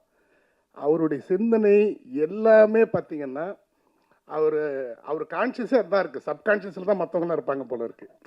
இப்படிப்பட்டவங்க வந்து இன்றைக்கி வந்து இந்த ஃபீல்டில் வந்து ஒரு தலைவர் பொறுப்புலையும் செயலாளர் பொறுப்புலையும் இருக்கிறாங்கன்னா, இதுக்கு ஒரு பெரிய கைத்தட்டல் கொடுத்தே ஆகணும். அதே மாதிரி பார்த்திங்கன்னா, ஒவ்வொரு பேரரசு சார் இதில் நம்ம சொல்கிறத விட அதில் நடித்தவங்க எல்லாருமே அவர் எவ்வளோ பேர் சப்போர்ட்டுன்னு சொல்கிறாங்க. எனக்கு தெரிந்து ஒவ்வொரு இயக்குனருமே ஒரு படத்தை தயாரிக்கணும், அப்போ தான் தயாரிப்பவருடைய வழி என்னங்கிறது அவர்களுக்கு தெரியும். அதே மாதிரி ஒவ்வொரு தயாரிப்பாளரும் ஒவ்வொரு ஃபீல்டுலேயும் வந்து ஒர்க் பண்ணால் தான் எல்லா விஷயங்களும் தெரியும். இன்றைக்கி வந்து 3 ஆசிரியர்கள் வந்து இன்றைக்கி வந்து ஒரு திரைப்படத்தை எடுக்கிறதுக்கு வந்திருக்கிறாங்க. அப்படி இருக்கிற ஆசிரியர்கள் 3 பேர் சேர்ந்து ஒரு படம் எடுக்க வந்திருக்கிறாங்க. அதற்கு வந்து பேர்லேயே பாரதின்னு வச்சுருக்கக்கூடிய பாரதி சிவலிங்கம் ஒரு கதையை சொல்லி அவர் இம்ப்ரெஸ் பண்ணியிருக்காருன்னா, நிச்சயமாக எழுச்சி தமிழர் இந்த படத்தினுடைய ஃபஸ்ட்டு லான்ச் பண்ணியிருக்காருன்னா, இது நிச்சயமாக ஒரு அடித்தட்டு மக்களுடைய ஒரு மிகப்பெரிய ஒரு வலியை வெளிப்படுத்தக்கூடிய ஒரு படமாக தான் இருக்கும், ஒரு மெசேஜாக தான் இருக்கும். இல்லைனா 3 ஆசிரியர்கள் சேர்ந்து கடை வாங்கி இப்படி ஒரு படத்தை ஒரு மெசேஜை சொல்லணுன்றது வந்திருக்கும். ஏன்னா இந்த உலகத்திலே பார்த்திங்கன்னா, அப்பா பிள்ளை கூட ஒரு காழ்ப்புணர்ச்சி வச்சுக்கோங்க, என்னை விட மேலே போயிட்டானோன்னு சொல்லிட்டு. ஆனால் தன்னை விட மேலே மேலே எவ்வளோ இருந்தாலும் அவர்களை நினைச்சு பெருமைப்படுற ஒரு இனம் இந்த உலகத்தில் இருக்கிறது ஆசிரியர்கள் மட்டும்தான், வேறு யாருமே கிடையாது. அப்படிப்பட்ட 3 ஆசிரியர்கள் சேர்ந்து ஒரு அழகான இயக்குனருக்கு வந்து ஒரு படத்தை வாய்ப்பு கொடுத்துருக்குறாங்கன்னு சொன்னால், இந்த படம் நிச்சயமாக சமூக அவலங்களை பற்றி பேசும். வேங்கை வயலிருந்து பலவிதமான ஜாதிய கொடுமைகள் எல்லாத்தையும் வந்து இந்த காமிச்ச காட்சிகள்லையும் பாடல்கள்லையும் அந்த இசையிலும் அந்த பாடல் வரிகளையும் அந்த வலியும் வேதங்களையும் மிக அழகாக வெளிப்படுத்தியிருக்காங்க. இந்த படம் வந்து நிச்சயமாக வந்து நம்மளுடைய பத்திரிகையாளர் தோழர்கள் எல்லாருமே இதை அடுத்த லெவலுக்கு கொண்டு போகணும்னு சொல்லிட்டு வாய்ப்புக்கு நன்றி கூறி விடைபெறுகிறேன். நன்றி, வணக்கம். மாதா பிதா குரு தெய்வம். டேரக்டர் ப்ரொடியூசர் சார் வந்து அவங்க தாயை வந்து இன்டர்வியூ சொல்லும் போது ரொம்ப ரொம்ப டச்சிங்காக இருந்தது எனக்கு. ஏன்னா எனக்கு அம்மானா ரொம்ப உயிர். அந்த 9 மாதம் அவங்க வயிற்றுக்குள்ளேயே நான் ப்ராக்டிஸ் பண்ணுவேன். அவங்களுடைய இதய துடிப்பு தான் எனக்கு first click track, drum beat எல்லாமே. சென்ட்ரல் இந்த producers, director, music directors, entire crew அவங்களுக்கெல்லாம் என்னுடைய வாழ்த்துக்கள். அதே போல் ப்ரெஸ், மீடியா பீப்புள், குணா அவர் சொன்னார் இல்லைங்களா, குணா சார் சொன்னார் இல்லைங்களா, அந்த மாதிரி கரெக்டாக இது பண்ணுங்கள். யாரையும் வந்து கஷ்டப்படுத்தி நல்லா வாழ முடியாது யாரும்.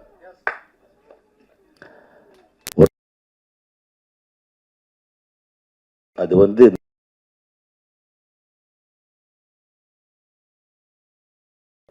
அது ரிஃப்ளெக்ஷன்.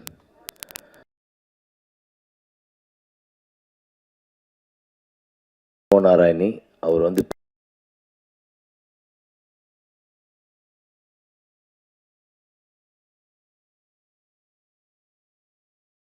டியூஷன் எனக்கு பியானோ கற்றுக் கொடுப்பார். நான் பாம்பே மூவ் ஆனதுக்கப்புறம் அந்த இது அப்படி கட் ஆகிடுச்சு. இந்த சென்ட்ரல் உடனே அந்த ஸ்டேஷன் பார்த்த உடனே எனக்கு 1975 என்னுடைய ஃபர்ஸ்ட் ரெக்கார்டிங் சொந்தங்கள் வாழ்கன்னு ஒரு படம் ஜெய்சங்கர் அங்கிள் லைக் பண்ணது இசையமைப்பில். எப்பாவுக்கு வந்து ஆக்சிடெண்ட் ஆச்சு, நான் சப்ஸ்டியூட்டாக போனேன். அப்படி போகும்போதெல்லாம் அப்போதுலேருந்தே எனக்கு மியூசிக் டைரக்டர் சொல்லிட்டாங்க, அப்பா கிட்ட சிவமணியம் வரட்டும் அவங்க கூட வந்து வாசிக்கிட்டோன்னு, எங்களுக்கு ரொம்ப பிடிச்சிருக்கு. அப்படியே வாசிக்கும் போது அங்கங்கே அப்படியே பாலு சார், என்னுடைய காட்ஃபாதர் திரு எஸ்பி பாலசுப்ரமணியம் அண்ணன் வந்து அவர் என்னுடைய டேலண்ட்டை பார்த்துட்டு, mister Anandan, I am taking your son in my road shows. அப்படியே நான் எல்லாரும் பாலு எஸ்பி பாலசுப்ரமணியன்ற மாதிரியும் ஃபஸ்ட்டு எம்எஸ்வி சார், அப்புறம் ராஜா அண்ணன் எல்லோரும் கூட்டின்னு போவாங்க.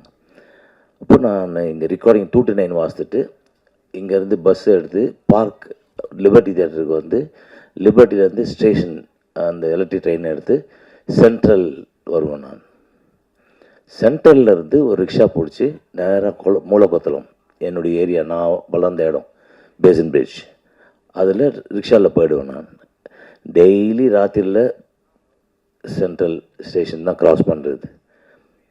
அதே போல் பாலன கச்சேரி வாசிக்கும்போது சென்ட்ரல் ஸ்டேஷன்லேயே இன்ஸ்ட்ருமெண்ட்ஸ்லாம் வச்சுட்டு வீட்டுக்கு போய் துணி மாற்றி உடனே நாங்கள் வேறு ஊருக்கு கிளம்புவோம். அந்த மாதிரியான ஒரு இது இன்றைக்கி அந்த சென்ட்ரல்னு பார்த்தோன்னே ரொம்ப டச்சிங், மறக்க முடியாது. எல்லாருக்குமே அது ஒரு சென்ட்ரல் அது. ஸோ இங்கே வந்திருக்கும் பெரியவர்கள் எல்லாருக்கும், அண்ணன் உதயகுமார் அண்ணன் எல்லோரும், இதே போல் சார் அண்ட் என்னுடைய வாழ்த்துக்கள். இல்லா, you done a very good composition, very touching, and அந்த சாங்ஸ் எல்லாம் ரொம்ப நல்லா இருந்தது. God bless, all the best and நன்றி, வணக்கம். ஆனால் எனக்கு பேச தெரியாது, ஒன்லி இதுதான் தெரியும்.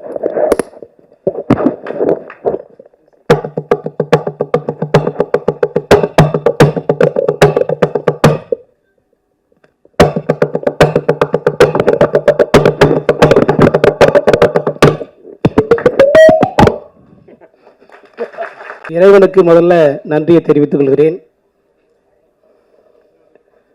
இங்கே நிற்கக்கூடிய காரணம் எல்லாம் அல்ல இறைவன் அருளே. அந்த அடிப்படையில் இறைவனுக்கு முதல்ல நன்றியை தெரிவித்துக் கொள்கிறேன். அதாவது நம்முடைய பாரதி இயக்குனர் இந்த ஒன்லைன் சொன்னாங்க. என்னன்னா, அதை கேட்ட உடனே அது என்னுடைய வாழ்க்கையில் அது நடந்ததுனால அது எனக்கு ரொம்ப பிடிச்சிருந்தது. ஏன்னா நான் வந்து அந்த காலகட்டத்தில், இளைஞனாக இருக்கிற காலகட்டத்தில் லீவில் வேலைக்கு போயிடுவேன். ஒரு நாள் கூட லீவில் சும்மா இருந்தது கிடையாது. என்னுடைய சகோதரி, அக்கா, மாமா, என்னுடைய தம்பிகள், என்னுடைய அண்ணன்கள், அண்ணிகள் எல்லாம் குடும்பத்தோடு எல்லாருமே வந்து மகிழ்ச்சியோடு இருக்காங்க. அவங்க எல்லாருக்குமே அது தெரியக்கூடிய ஒரு விஷயந்தான். ஏன்னா அதை கேட்ட உடனே அந்த இளைஞன் லீவில் போயிட்டு வேலை பார்க்குற இளைஞன் எப்படி வேலைக்கு போய் கஷ்டப்படுறான் அப்படின்ற ஒரு விஷயத்தை சொல்லும் பொழுது எனக்கு ரொம்ப பிடிச்சிருந்தது. உடனே நாங்கள் நண்பர் குமரகுரு ஐயா, நண்பர் தேவராஜன் ஐயாவிடம் அதை பேசும்பொழுது உடனே இதை படம் எடுக்கலாம் அப்படின்னு சொல்லி சொன்னாங்க. நம்முடைய குமரகுரு ஐயாவிற்கும் நம்முடைய தேவராஜன் ஐயாவிற்கும் இந்த நேரத்தில் நன்றியை தெரிவித்துக் கொள்கிறேன். இப்போது திரு பாரதி சிவலிங்கம் ரொம்ப அருமையாக இயக்குனர் எல்லாம் கொண்டு வந்திருக்காங்க. அவரிடம் நான் கேட்கும்பொழுது என்னன்னா, இதில் ஹீரோ யாருங்க அப்படின்னு கேட்குறப்போ நம்ம காக்கா முட்டை விக்னேஷ் சார் அப்படின்னாங்க. எனக்கு ரொம்ப மகிழ்ச்சி ஆயிடுச்சு.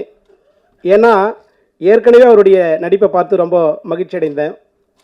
இதில் அப்பா அவர் யார் அப்படின்னா மேதகு ராஜா ஐயா அப்படின்னு சொன்னாங்க.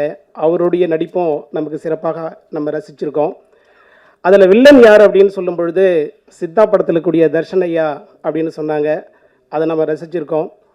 அதன் பிறகு இதில் மெயினாக கம்பெனி முதலாளியாக இருந்து மிகச்சிறப்பாக நடத்தக்கூடிய ஒரு மெயின் வில்லனாக இருக்கக்கூடியவங்க சிறப்பாக இருக்கக்கூடியவங்க யார், அந்த இடம் யாருன்னா அதுக்கப்புறம் தான் சொன்னாங்க. நம்முடைய இயக்குனர் பேரரசு ஐயா அவர்கள் சொல்லும் பொழுது எனக்கு மிகப்பெரிய மகிழ்ச்சி. இவ்வளோ ஒரு அற்புதமான ஒரு இயக்குனர், மிக உயர்ந்த ஒரு இயக்குனர் நம்மோடு இணைந்து இந்த படத்தில் நடித்திருக்கிறார் என்று சொன்னால் அது எங்களால் கொஞ்சம் கூட யோசிக்கவே முடியல. அந்த வாய்ப்பை நம்முடைய திரு குணா ஐயா ஏற்படுத்தி கொடுத்தாங்க. அவரோட திரு கேஎஸ் இயக்குனர் ஐயா, ரொம்ப அற்புதமான நம்ம இயக்குனர் கேஎஸ் ரவிக்குமார் ஐயா சொல்லும் பொழுது மிகுந்த அன்பானவர் அப்படின்னு ஒரு வார்த்தை சொன்னாங்க. அதை கேட்ட உடனே உண்மையிலேயே அதை நான் நேரடியாக அனுபவித்தேன். ஐயா படம் இருக்கும் பொழுது அவர் அருமையாக டைரக்ட் பண்ணுவாங்க. எந்த இடத்துல எப்படி நடிக்கணும், என்ன உணர்வுகளை வெளிப்படுத்தணும் எல்லாமே சொல்லி கொடுத்தாங்க. அவரோட நான் உதவி இயக்குனராக இருந்த ஒரு அனுபவம் மாதிரியே எனக்கு ஒரு அற்புதமான ஒரு ஃபீல் கிடைச்சது. படம் முடிஞ்ச உடனே எப்படி இதை கொண்டுட்டு போகணும், என்ன செய்யணும், எல்லாவற்றையுமே சொல்லி கொடுத்தாங்க. எவ்வளோ ஒரு அற்புதமான அவருடைய படம், சிவகாசி படம், திருப்பாச்சி, அதெல்லாம் நான் பார்க்கும்பொழுது அழுது கொண்டே இருப்பேன். அந்த சிவகாசி படம்லாம் அதெல்லாம் என்னால் பார்க்கும்பொழுது அவ்வளோ ஒரு அழுகை. அதை அப்படிப்பட்ட ஒரு அற்புதமான ஒரு இயக்குனரை நம்ம நேரடியாக பார்க்கும் பொழுது எங்களால் ஒரு மகிழ்ச்சி தாங்க முடியல. அந்த வகையில் எங்களுக்கு மிகுந்த வழிகாட்டியாக இருந்து இந்த படத்திற்கு மிக அற்புதத்தை சேர்த்திருக்கக்கூடிய எங்களுடைய பேரரசு ஐயா அவர்களை இந்த நேரத்தில் பணியோடு வணங்கிக் கொள்கிறேன். இங்கே வருகை தந்து சிறப்பாக பேசி வாழ்த்துக்களையும் சிறப்பையும் சொல்லிவிட்டு சென்றிருக்கக்கூடிய இயக்குனர் கேஎஸ் ரவிக்குமார் ஐயா அவர்களுக்கு நன்றியை தெரிவித்துக் கொண்டு, இந்த படத்தில் பார்த்தீங்கன்னா இங்கே வந்திருக்கக்கூடிய நம்முடைய இயக்குனர் ஆர்வி உதயகுமார் ஐயா அவர்கள் மிகுந்த ரசிகன் ஐயாவுக்கு நாங்கள். அவ்வளோ ஒரு அற்புதமான பாடல்களையும் படத்தையும் கொடுத்தவங்க. கிழக்கு வாசல், எஜமான் படம் அவ்வளோ ஒரு ரசனையோடு நாங்கள் ரசிக்கக்கூடிய அவருடைய ரசிகர் சார் நாங்கள் எல்லாருமே. அவ்வளோ அற்புதமான படங்களை கொடுத்தவங்க இன்று மேடையில் அமர்ந்திருக்காங்க அப்படின்னும் பொழுது ரொம்ப மகிழ்ச்சியாக இருக்குது. அதே போல் சார் இசை இயக்குனர் தாஜினூர் ஐயா அவர்கள் நல்ல ஒரு அருமையான வம்சம் பட அருமையான இசை கொடுத்துருக்காங்க. நம்ம ரசித்து அதை எப்பொழுதுமே ரசிச்சுட்டு கொண்டிருக்கோம். அதே போல் நம்முடைய வாழ்த்துக்கள் தெரிவித்த டிஎஸ்ஆர் திரு சுபாஷ் ஐயா அவர்கள் ரொம்ப அற்புதமாக எங்களுக்கு வாழ்த்துக்கு தெரிவித்தாங்க. ஐயா அவர்களுக்கும் நம்ம நன்றியை தெரிவித்துக் கொள்கிறோம். அடுத்தது இங்கே நீண்ட நேரம் கடந்துக்கிட்டு இருக்குது, இருந்தாலும் ஒரு சில நொடிகள்லேயே நம்ம முடிச்சுக்கிறோம்.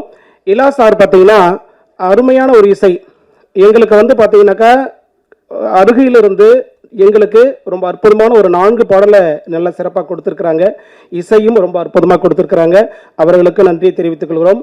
மற்றும் நம்முடைய திரு தர்ஷன் ஐயா நமக்கு சிறப்பாக நடிப்பு கொடுத்துருக்குறாங்க. அவர்களுக்கு இந்த நேரத்தில் நம்ம நன்றியை தெரிவித்துக் கொள்கிறோம். திரு பாவலன் ஐயா எங்களுக்கு கிடைத்த ஒரு அற்புதமான ஒரு விஷயம். ஏன்னா எல்லா வகையிலையும் எங்களுக்கு உடனே இந்த செய்தியை ஒரு ஊக்கத்தை கொடுக்கக்கூடிய ஒரு அளவிற்கு திரு விடுதலை சிறுத்தை கட்சி தலைவராக இருக்கக்கூடிய தலைவர் அற்புதமான திரு திருமாவளவன் ஐயா அவர்களை எங்களை அறிமுகப்படுத்தி அந்த ஒரு ஃபர்ஸ்ட் போஸ்டர் லுக் வெளியிடும் பொழுது ஒரு அற்புதமான ஒரு சிறப்பை செஞ்சு கொடுத்தாங்க.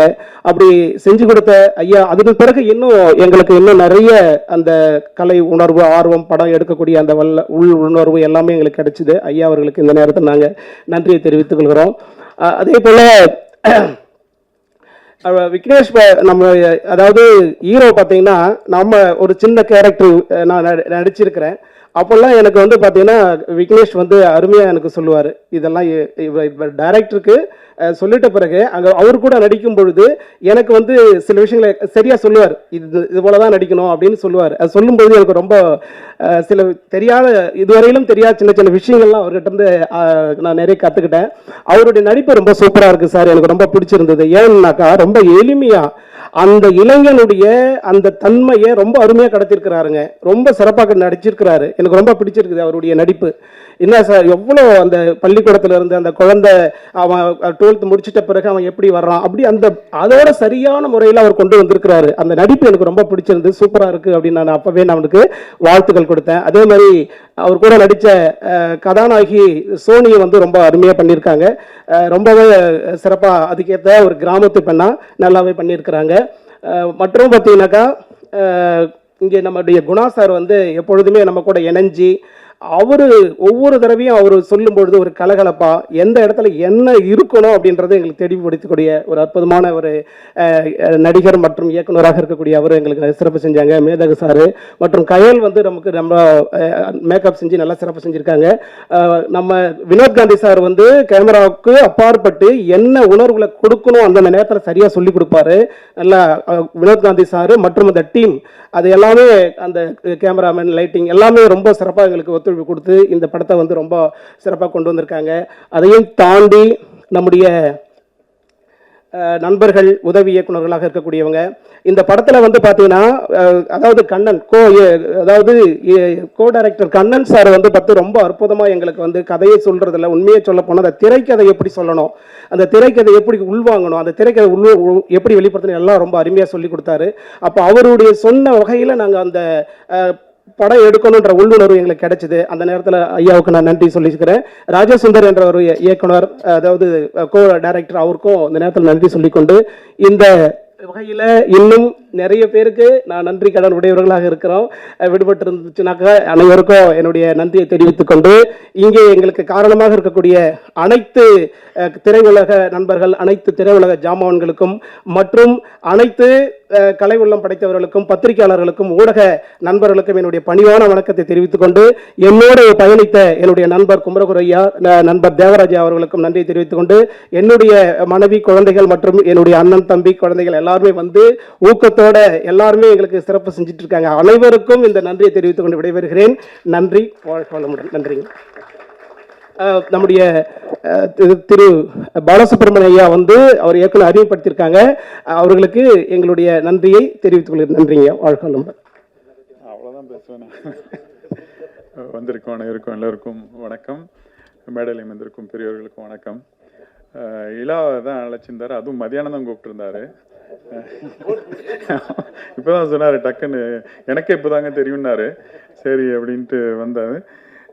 இலாவை பற்றி சொல்லணும். அதாவது நான்லாம் மியூசிக் இண்டஸ்ட்ரி வரத்துக்கு முன்னாடியே அவரும் சரி அவங்க ஃபேமிலியுமே ரொம்ப வருஷமாக இந்த இண்டஸ்ட்ரியில் மிகப்பெரிய ஆட்கள். இந்த சிவமணி சார் சொன்ன மாதிரி எல்லாருக்குமே ஒரு சீனியர்ஸ்ன்னு சொல்லலாம். அவர் இவ்வளோ காலம் தாழ்த்தி இந்த மியூசிக் பண்ணணும்னு நினச்சது ஏன்னு தெரியல. ஓகே, என்ன எது இருந்தாலும் பரவாயில்ல, இனி நிறைய பண்ணணும் அப்படின்றது என்னுடைய ஆசை. கண்டிப்பாக அவருடைய திங்கிங், இந்த மியூசிக்கோட நாலேஜ் வந்து ரொம்ப அதிகமாக இருக்கும், ரொம்ப வியப்பாக இருக்கும். நிறைய பேரோட ஒர்க் பண்ணியிருக்காரு, இப்போ தான் அவர் தனியாக பண்ணியிருக்கிறதுக்கு இது. ஸோ வாழ்த்துக்கள் எல்லாருக்கும். அதே மாதிரி இந்த படம் வந்து நான் தான் இலாக்கிட்ட சொன்னேன், உங்களுக்கு முதல் படம் அந்த கண்டென்ட் உங்களை பெரிய அளவில் பேச வச்சிரும் அப்படின்ட்டு. நிறைய புது படங்கள் வந்தாலுமே அது வேறு ஒரு விஷயங்களை நோக்கி அது சிலது நல்லா இருக்குது, சிலது நல்லா இல்லாமல் போயிடுது. பட் இந்த கண்டென்ட்டு கண்டிப்பாக பேசப்படும் அப்படின்றது அவர்கிட்ட நான் சொன்னேன். அதே மாதிரி இந்த கேமராமேன் ரொம்ப அழகாக இருந்தது. அப்புறம் தயாரிப்பாளர்கள் எல்லாருக்கும் என்னுடைய வாழ்த்துக்கள். நன்றி. எல்லா மீடியா பீப்புளுக்கும் நன்றி, இங்கே வந்ததுக்கு. மக்களுக்கும் நன்றி. இங்கே பெரியவங்க எல்லாருக்கும் அவங்க பேர் சொல்ல எனக்கு தகுதி இல்லை, அதனால் பொதுவாக பெரியவங்கன்னு சொல்லிடுறேன். நான் இப்போ நன்றி தான் சொல்ல போகிறேன். என்னை பெற்றெடுத்த அம்மா அப்பாவுக்கு ஃபஸ்ட்டு நன்றி, என்னை இப்படி ஒரு நல்ல பிள்ளையாக ஃபஸ்ட் எடுத்ததுக்கு. அடுத்தது எனக்கு இந்த சான்ஸ் கொடுத்த பாரதிக்கு நன்றி. இந்த பாரதி இவர் தான் மியூசிஷியன் சொன்னோன்னு ப்ரொடியூசர் எந்த கேள்வியும் கேட்காம ஓகே இவரு இருக்கட்டும் சொன்னதுக்கு ப்ரொடியூசருக்கு ஒரு நன்றி. அப்புறம் எங்கள் அண்ணன் வந்திருக்காரு இங்கே, அவரு ரீரெக்கார்டிங் என்ன வேணும்னு தாஜினூர் கிட்ட கேட்டு ஒரு சிஸ்டம் பெருசாக பண்ணி கொடுத்துட்டு எனக்கு ஒர்க் பண்ண வச்சார். கொஞ்சம் ஏன் தெரியலாம், அவர் தான் எங்கள் அண்ணன். அவர் அப்புறம் என் கூட ஒர்க் பண்ண சதீஷ் இருக்காரா, இருந்தார், அவருக்கும் நன்றி. ரீரெக்கார்ட் நிறைய ஒர்க் பண்ணார். அப்புறம் என் கம்போசிங்க்கு ரொம்ப உதவியாக இருந்தேன் அவங்க மதுப்பிரியா, அவங்களுக்கும் நன்றி நினைக்கிறேன். இதுக்காக தான் நான் இந்த இது வந்தேன். நன்றிங்க. அனைவருக்கும் வணக்கம். நிறையலாம் பேச விரும்பலை, நான் நிறைய பேர் நிறைய டைம் எடுத்துட்டாங்க. ஸோ நானும் நிறைய பேசி உங்களை டயர்டாக்க விரும்பலை, ஷார்ட்டாக முடிச்சுக்கிறேன். First of all thank you so much media. எங்கள் படத்தை சப்போர்ட் பண்ணுறதுக்காக இவ்வளோ நேரம் பொறுமையாக வெயிட் பண்ணி எங்களை கவர் பண்ணிகிட்ருக்கீங்க. So thank you so much. And எங்கேருந்து ஆரம்பிக்கிறதுன்னு தெரியல. சாரி, ஓகே, சென்ட்ரல்லேருந்து ஆரம்பிக்கிறேன். நான் பிறந்ததுலேருந்து சென்னை தான். ஸோ எனக்கு சென்ட்ரல் ரொம்ப முக்கியம். இந்த படமும் அப்படி தான், ரொம்ப முக்கியமான ஒரு படம். அண்ட் பாரதி பிரதர் ஒரு 4 வருஷத்துக்கு முன்னாடி தான் இந்த கதையை என்கிட்ட சொன்னார். ஸோ அதுக்கப்புறம் நடுவில் ஒரு 2 வருஷம் காணாமல் போயிட்டார். சொல்லிவிட்டு எங்கே போனார்னு தெரில. மறுபடியும் ஃபோன் பண்ணி, நான் உங்ககிட்ட ஒரு நாள் கதை சொன்ன ஞாபகம் இருக்கா அப்படின்னு கேட்டார். நீங்கள் யார் பிரதர் அப்படின்னு நான் கேட்டேன். நான் ஒன்று பொய்யெல்லாம் சொல்ல விரும்பலை, ஏன்னா எனக்கு பிடிக்காது. அதனால் யார் பிரதர் அப்படின்னு கேட்டேன். நான் தான் பாரதி. ஒரு 4 வருஷத்துக்கு முன்னாடி உங்ககிட்ட கதை சொன்னேன், என்ன கதை சொன்னீங்கன்னு கேட்டேன். அப்போ இந்த சென்ட்ரல் அப்படின்ட்டு ஒரு லைன் தான் சொன்னார். ஸோ எனக்கு உடனே ஞாபகம் வந்துருச்சு. ஸோ அந்தளவுக்கு எனக்கு இந்த கதை பிடிச்சிருந்தது. ஸோ படத்தில் ஒர்க் பண்ணும்போது நிறைய கஷ்டம் கொடுத்தாங்க. அதெல்லாம் சொன்னால் என்ன நினைப்பாங்கன்னு தெரில. சொல்ல மாட்டேன் சார், ப்ரொடியூசர் சார், அதெல்லாம் சொல்ல மாட்டேன். ப்ரொடியூசர் பற்றி சொல்லிடுறேன். அவர் இப்போ தான் அதிகமாக பேசியிருக்காரு. ஏன்னா நாங்கள் ஸ்பாட்டில் போயிட்டுலாம் கேட்கும் போது ஓகே விக்னேஷ், அவ்வளோதான், வேறு எதுவுமே இல்லை, இப்போ தான் பேசியிருக்காரு. பரவாயில்ல சார், உங்கள் படத்துக்காக இன்றைக்கி நீங்கள் பேசியிருக்கீங்க. Thank you so much. அண்ட் ஐயா, நீங்களும் ஐயா, வாழ்த்துக்கள் ஐயா.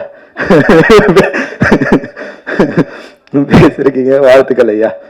And Perarasu sir, sir Thirupaachi படம்னு நினைக்கிறேன் சார். விஜய் சார் அந்த மூஞ்சில் சந்தனம்லாம் போட்டுட்டு அப்படி ஆரம்பித்தவன் தான் நானும். அப்போ சந்தனம் போட ஆரம்பித்தேன். இப்பவும் போடும்போது தான் பேக்ரவுண்டில் அந்த பிஜிஎம் ஓடும். அப்படி ஆரம்பித்தேன், அந்த பிஜிஎம் ஓடும். ஸோ அவர் கூட நான் நடிக்கிறேன் அப்படின்னும் போது எனக்கு ரொம்ப சந்தோஷமாக இருந்தது. சார் பாதியில் தான் அந்த ஃபர்ஸ்ட் ஷெடியூல் முடிச்சிட்டோம். சார் பாதியில் வரனா பூரா சொல்லவே மாட்டாருங்க எதுவுமே டேரக்டர், யார் உள்ள வர. இப்போ ட்ரெய்லர்லாம் நான் உங்களை மாதிரி பார்த்து தான் தெரிஞ்சுக்கிட்டேன். எனக்கு எதுவுமே காட்டலை, எதுவுமே பண்ணலை. அதுமாதிரி அவரோட ஸ்டேட்டஸ் பார்த்து தான் சார் தெரிஞ்சுக்கிட்டேன் உங்களை மீட் பண்ணது. ஆமாம் சார், எதுவுமே சொல்ல மாட்டாரு சார். கேட்டால் என்ன ஹீரோன்றாங்க, எனக்கே தெரிய மாட்டேங்குது. என்கிட்டயே சொல்லாமலே எல்லாமே பண்ணிடுறாங்க. எனிவே அதுவும் சர்ப்ரைஸாக தான் இருக்குது. ஓகே, சப்போர்ட் பண்ணுங்க. அண்டு ஒவ்வொருத்தராக சொல்ல டைம் ஆகிடும், அதனால் நான் ஷார்ட்டாகவே முடிச்சுக்கிறேன். படத்தில் நடித்த எல்லாருக்குமே நன்றி, படத்துக்கு சப்போர்ட் பண்ண போகிற எல்லாருக்குமே நன்றி. அண்ட் இன்னும் சப்போர்ட் கொடுங்க. மனநிறைவு. தேங்க்யூ. 1980 பிப்ரவரி 26 நான் சென்ட்ரலில் வந்து இறங்கினேன். நான் சென்ட்ரலில் வந்து இறங்கினது 1980 பிப்ரவரி 26 தமிழ்நாடு திரைப்பட கல்லூரியில் இன்டர்வியூக்காக வந்தேன். என்ன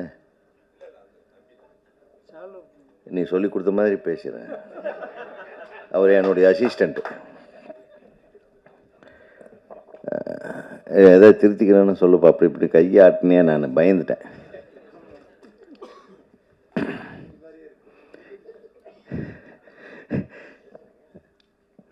ஸோ அந்த சென்ட்ரலில் நான் வந்து இறங்கும்போது மேட்டுப்பாளையத்தில் ஈரோட்லேருந்து டிக்கெட் எடுத்துகிட்டு வரேன். டிக்கெட் எடுத்துட்டான். டிக்கெட் எடுக்காமல் வரல, நியாயமாக 27 ரூபா. அதாவது ஒரு சாதாரண ஸ்லீப்பர் கோச், 27 ரூபா. இன்றைக்கி எவ்வளோன்னு தெரில. அது அந்த சென்ட்ரல் அப்படின்னு உடனே, அந்த சென்ட்ரலில் வந்த உடனே அப்புறம் ஒரு ஸ்மெல் வரும். ஒரு பக்கம் ஃபுல்லாக யூரினல் ஸ்மெல் வரும். இன்னொரு பக்கம் வந்து ஒரே இட்லி வடை போண்டா சாம்பார் ஸ்மெல்லாக வரும். இன்னொரு பக்கம் கொஞ்சம் கப் அடிக்கும். அப்போல்லாம் ரொம்ப மோசமாக இருக்கும். இருந்தாலும் அது ஒரு சொர்க்கமாக தெரிஞ்சது.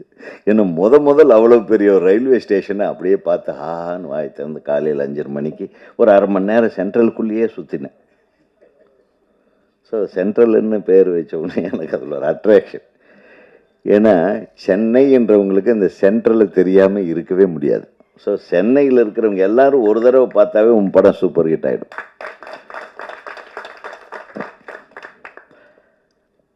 அப்புறம் நம்ம தம்பி குணா பேசும்போது நல்லா சொன்னான். அவன் ஆரம்பமே இருக்கானா, சரி, ஃபஸ்ட் ஸ்டாண்டர்டோட வாத்தியார் பேர், செகண்ட் ஸ்டாண்டர்டு ஆனால் இவன் ஸ்கூலில் மட்டும்தான் ஒவ்வொரு ஸ்டாண்டர்ட்லேயும் ஒரே வாத்தியார் இருந்திருக்காங்க. 10th கூட இன்னும் 2 பேர் தான், மீதி எல்லாம் இவங்களுக்கு பிடிக்காத வாத்தியார் இருந்திருக்காங்க. ஏன்னா அதில் முக்கால்வாசி பேர் பொம்பளைக்கு பேரை சொல்கிறீங்க. எனக்கு அதில் ஒரு டவுட் இருக்குது, நீ உண்மைதான் சொன்னியான்றது. எனக்கு ஒரே சிரிப்பாக வந்துடுச்சு. நானும் ஞாபகப்படுத்தி பார்க்குறேன். ஒரு 3-4 வாத்தியாருக்கு பேர் தான் எனக்கு ஞாபகம் வந்தது. பட் எல்லாருமே நல்ல வாத்தியாருங்க. அவங்க சில பேர் மொழி இப்படி வைக்க சொல்லி அடிப்பாங்கல்ல, அவங்க பேர்லாம் எனக்கு மறந்துடுவேன். ஆனால் அவங்கள மட்டும்தான் ஞாபகம் வச்சுருப்பான் போடுக்கு. இவன் யார் யார் அடித்தாங்களோ அந்த வாத்தியாருக்கு பேர் மட்டும் சொல்லிட்டு நல்லா சொல்லி கொடுத்த வாத்தியாருக்கு பேர்லாம் விட்டா. ஆனால் பார்த்தீங்கன்னா இந்த படத்தோட ஒரு மிகப்பெரிய விஷயம் என்னென்னா, எங்கள் வாத்தியாரெல்லாம் ஸ்கூலில் படிக்கும்போது கட்டடிச்சிட்டு சத்தியமங்கலம் ஹைஸ்கூல் இருக்கிறதுலேயே மோசமான ஹைஸ்கூல் அது. சத்தியமங்கலம் ஹைஸ்கூல் பசங்களா அப்படின்னாவே பக்கத்து ஒரு காலேஜுகளில் இடம் சேர்த்த மாட்டாங்க நம்மளை. அது ஒரு டைப்பான பயங்கரமான ரவுடி எலிமெண்ட்ஸ். அதில் நம்ம என்ன தான் நல்ல பையனாக இருந்தாலும் அந்த நம்ம முன்னோர்கள் அப்படி ஒரு பேர் வாங்கி வச்சுருப்பானுங்கள்ல. அதனால் சத்யா ஹைஸ்கூலா அப்படின்னு நான் படித்த கோபி ஆர்ட்ஸ் காலேஜில் டி செக்ஷனுன்னு ஒன்று தனி, அதாவது இந்த சத்யா ஹைஸ்கூலு இந்த விளங்காத ஸ்கூலில் படித்தவங்க எல்லாத்தையும் ஒரு கிளாஸில் போடுவாங்க. அதாவது 300 மார்க்கு கீழே வாங்கினவன், 600க்கு 300 மார்க் கீழே வாங்கினவன், 350 கீழே வாங்கினவன், அந்த மாதிரி ஒரு ஸ்கூலில் படிக்கும்போது நம்ம வாத்தியாருக்கு ஞாபகம் வந்துடுச்சு. ஆனால் இங்கே என்னென்ன ஒரு சந்தோஷமான விஷயம், அதுதான் சொல்ல வரேன். ஒரு மேத்தமேட்டிக்ஸ் டீச்சரு, ஒரு சயின்ஸ் டீச்சரு, ஒரு தமிழ் டீச்சர், 3 பேர் சேர்ந்து ஒரு படம் எடுத்திருக்காங்க. சேர்ந்து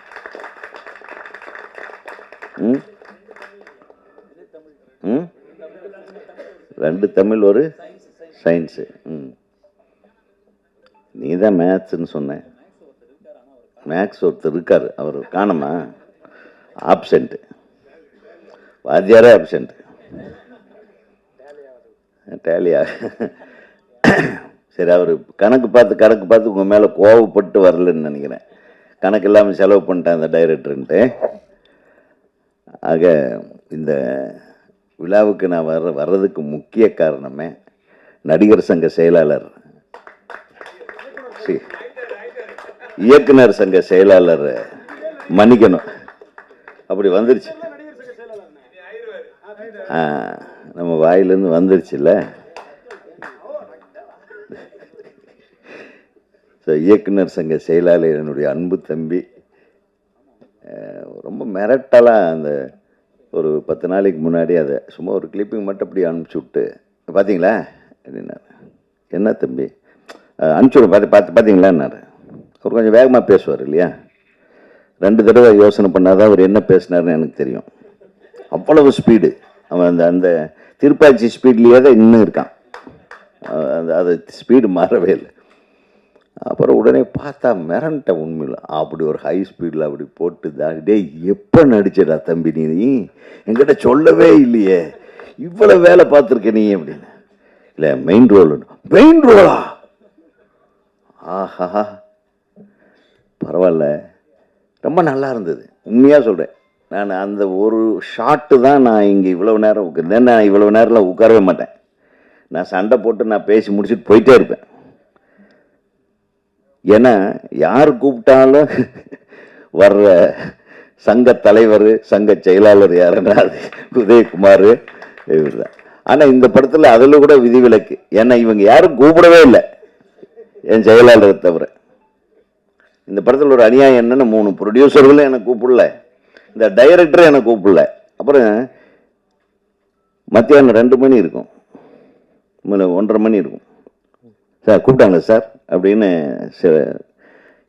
கூப்பிடலையப்பா, யார் கூப்பிட சொன்னேன், கூப்பிடலப்பா. டேய் ரொம்பவுமே கேவலப்படுத்தாதீங்கடா, கூப்பிடாம கூட ஃபங்க்ஷனுக்கு வர்றான்னு எழுதிடுவாங்கப்பா நம்ம ஆளுங்க. ஏற்கனவே நேற்று ஒரு பொம்பளை கூட ஒரு நடிகை மந்த்ரா அவர்களோட கொஞ்ச நேரம் பேசிகிட்டு இருந்து அது என் ஃபோனை அது நம்பர் கேட்டுச்சு. அந்த நம்பரு அவங்கக்கிட்ட ஃபோனு அவங்க அசிஸ்டண்ட்கிட்ட கொடுத்துட்டாங்க. சரி நீயே என் நம்பர்லேருந்து உன் நம்பருக்கு அடிச்சுக்கம்மான்னு அதை போட்டு ட்ரோல் பண்ணி என்ன எவ்வளவு எனக்கு புகழ் சேர்க்குறீங்க. கொஞ்சம் நல்ல வேலை இந்த மேடையில் ஹீரோயின்கள் இல்லை, ஒரு நிம்மதியாக இருந்தது. முதல்ல பேரை சொல்லிட்டு வந்துடுவோம், நீ வந்துடாதம்மா இன்னைக்கு எங்கள் தலைவர் வர்றாருன்னு. இப்படி எல்லாம் சேஃப்கார்டு பண்ணிட்டு வந்து உட்காந்துட்டு இப்போ இந்த படத்துல தான் வில்லன்னா எனக்கே வில்லன் ஆயிட்டான் போல் இருக்கு. மொத்தம் இந்த படத்தில் நடித்தவங்க ஒவ்வொருத்தரும் எல்லாருமே பேசி இந்த படத்தை பற்றி பேசிட்டாங்க. இப்போ நம்மளுக்கு பேசுறதுக்கு ஒன்றும் இல்லைப்பா, எல்லாத்துக்கும் நன்றி சொல்லிட்டு போகிறதுக்கு தான் உட்காந்துருக்கிறேன். என்ன அப்புறம் உடனே கூப்பிட்டாங்க. வேற என்ன, எல்லாருமே நீங்கள் பேசிட்டீங்க. நம்ம படத்தை பற்றி என்ன பேச, அவர் நல்லா நடிச்சிருக்காருன்னு இவர் சொல்லிட்டாரு, இவர் நல்லா நடிச்சிருக்காருன்னு அவர் சொல்லிட்டாரு, அவர் சூப்பர்னு அவர் சொல்லிட்டாரு, ப்ரொடியூசர் சூப்பர்னு இவர் சொல்லிட்டாரு. இப்போ நான் என்னங்க சொல்கிறது? எங்களுக்கு சொல்கிறதுக்கு ஏதாச்சும் ஒரு மேட்ரு வைக்கணும், இல்லைன்னா எங்களை முதல்ல பேச வைக்கணும். அதுவும் நம்ம சுபாஷை பேச விட்டிங்கன்னா முடிச்சிருவான் கதையை அதோட. அதுக்கப்புறம் எவனுமே பேச முடியாது இல்லையா? அதனால் நான் ஏதோ நினச்சிக்கிட்டு இருந்தேன் இந்த படத்தை பற்றி பேசணுன்ட்டு. ட்ரெய்லரே மறந்து போச்சு. ஏன்னா பெரிய ரீலாக இவங்க ஓட்டிட்டாங்க.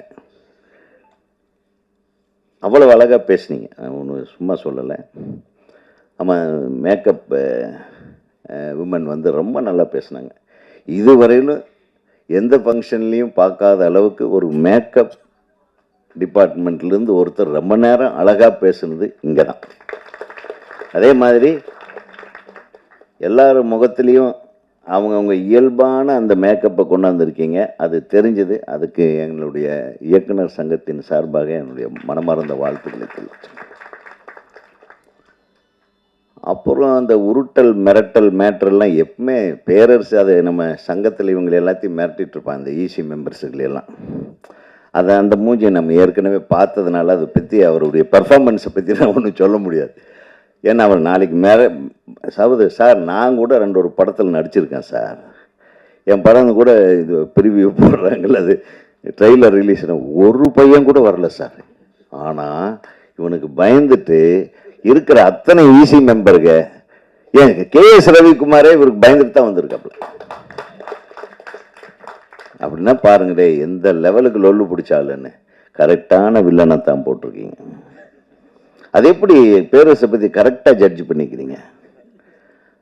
ஆனால் உண்மையில் அவனுக்குள்ள ஒரு குழந்தை மனசு, ஒரு ரொம்ப அன்பான தம்பி, என் தம்பி. அந்த அன்பை கடைசியில் கண்டிப்பாக கிளைமேக்ஸில் வெளிப்படுத்தியிருப்பான்னு நினைக்கிறேன். வெளிப்படுத்தியிருந்தா இந்த படம் ஹிட்டு, இல்லைன்னா கூட மாற்றி ஷூட் பண்ணிக்கோ. மகனே, உன் படம் ஜெயிக்கணும்னா அவனை வில்லனாகவே வச்சு பண்ணின்னா ஓடாது. இது அவர் ரியல் கேரக்டர் ஆச்சேன்ட்டு போயிடுவான். கடைசியில் மாற்றினா ஆஹா இவரு கூட வா சூப்பர்றான்வான்.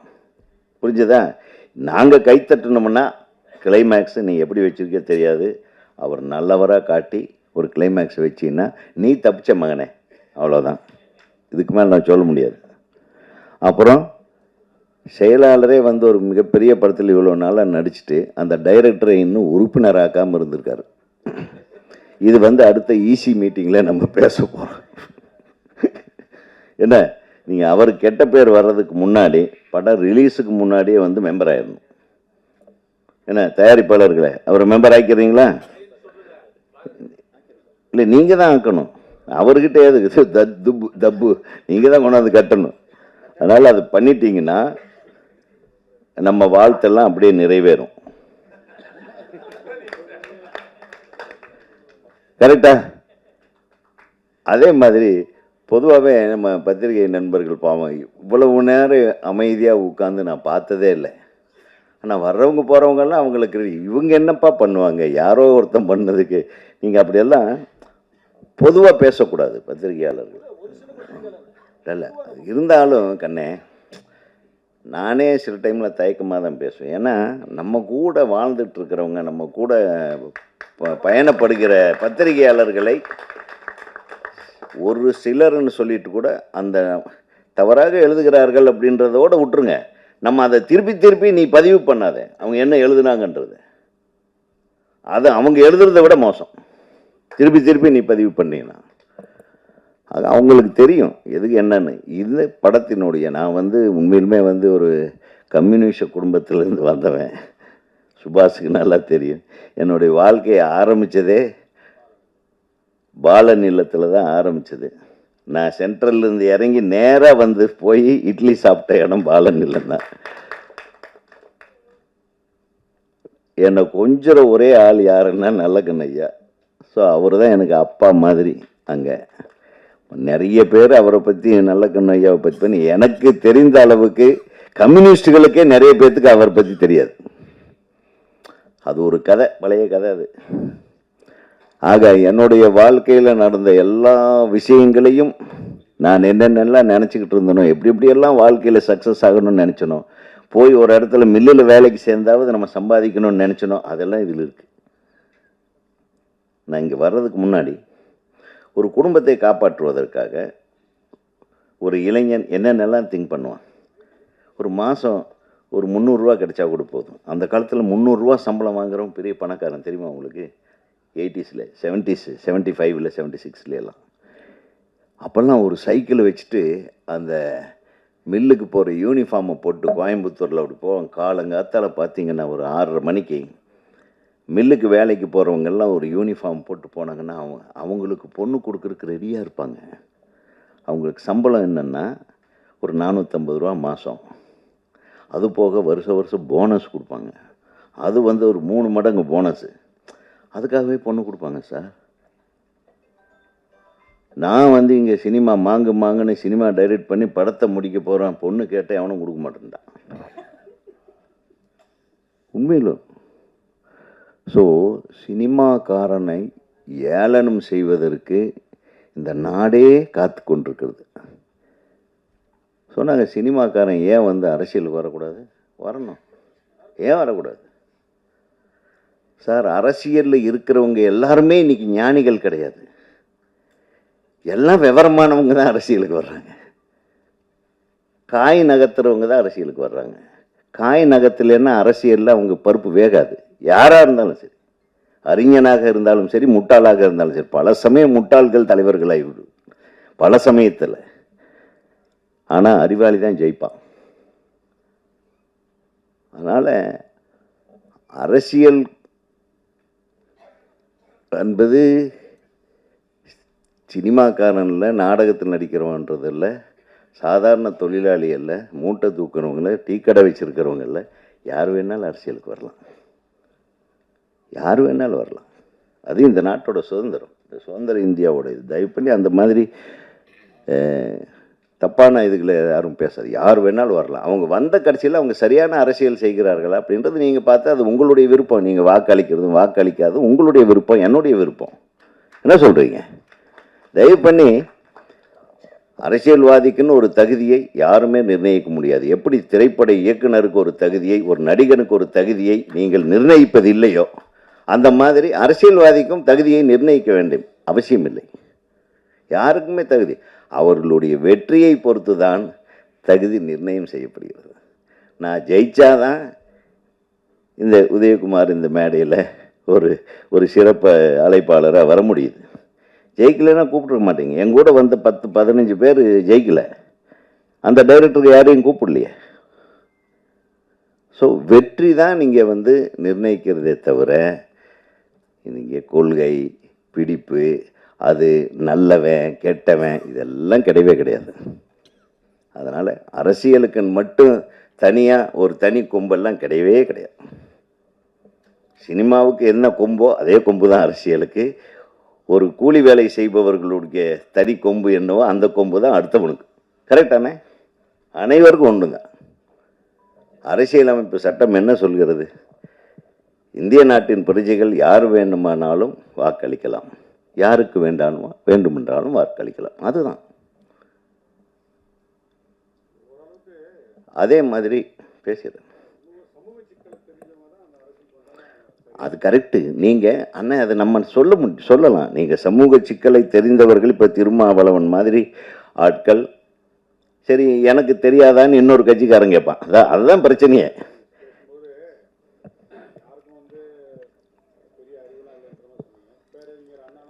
இல்லை நீங்கள் இன்னைக்கு வர்றவங்களை சொல்கிறேன். இன்னைக்கு வர்றவங்க அறிவாளிகளாக இருக்க வேண்டும் என்ற அவசியம் இல்லை. என்ன இல்லை நான் பொதுவாக சொல்கிறேன் பாவலன். நான் என்ன சொல்கிறேன்னாங்க, யார் அறிவாளி என்பதை மக்கள் தான் தீர்மானிக்கிறார்கள். அவர்களுடைய கொள்கையை பொறுத்து எந்த அறிவாளிக்கு வாக்களிப்பது என்பதை மக்கள் தீர்மானிக்கிறார்கள். அந்த அறிவாளிகளோடு கூட்டு வைத்துக் கொள்கிறார்கள், வென்று எடுக்கிறார்கள். இதுதானே நடந்துட்டு இருக்கு. மற்றபடி அறிவை அளப்பதற்கு அளவுகோல் என்ன சொல்லுங்க? நீங்கள் ஒரு அளவுகோல் வச்சுருப்பீங்க, கணித ஆசிரியர் ஒரு அளவுகோல் வச்சுருக்காரு, தமிழ் ஆசிரியர் ஒரு அளவுகோல் வச்சுருப்பார், கிராமர் மிஸ்டேக் இல்லாமல் எப்படி எழுதுறதுன்னு ஆங்கில ஆசிரியர் ஒரு அளவுகோல் வச்சுருப்பார். ஸோ அரசியலுக்குன்ற அளவுகோல் நமக்கு என்ன கிடைக்குது, இவர்கள் ஆட்சிக்கு வந்தால் நமக்கு நல்லது நடக்குதா அப்படிங்கிறத முடிவு செய்கிறது யார்? அந்த இடத்துல ஆசிரியர்கள் வாக்காளர்கள் தான். அப்போ இவங்க மாணவர்கள் ஆயிடுவாங்க, இவங்க ஆசிரியர்கள் மாணவர்கள் ஆயிடுவாங்க, வாக்களிக்கிறவங்க தான் ஆசிரியர். இப்போ ஓட்டு யார் போடுறாங்களோ அவன் தானே எஜமானன், அவன் தானே முதலாளி. ஆனால் வாக்கு அளித்த கடைசியில் யாருக்கு வாக்களித்துமோ அவர் முதலாளி ஆகிறார், வெற்றி பெற்றவர் முதலாளி ஆகிறார். அது வெற்றி தோல்வி தான் அரசியலில் அறிவாளிகள் இல்லாதவர்களையோ அடையாளம் காட்டுவது இந்த விரல் தான், அந்த வாக்கு தான். அதுதான் உண்மை. அது நான் மற்றவங்களை யாரையும் குறை சொல்லலை. நீங்கள் அது அவன் அதிர்ஷ்டம், அது அதிர்ஷ்டம்னே. உழைக்காம யாருமே சினிமாவில் ஜெயிச்சது கிடையாது. எப்படி இப்போ இவர் டைரக்ட் பண்ணாமல் நீங்கள் இவர் வரலாமே, அதை அவங்க புரிஞ்சுக்கணும். அது இவங்க புரிஞ்சுக்குவாங்கல்ல. நான் என்ன சொல்கிறேன், நீங்கள்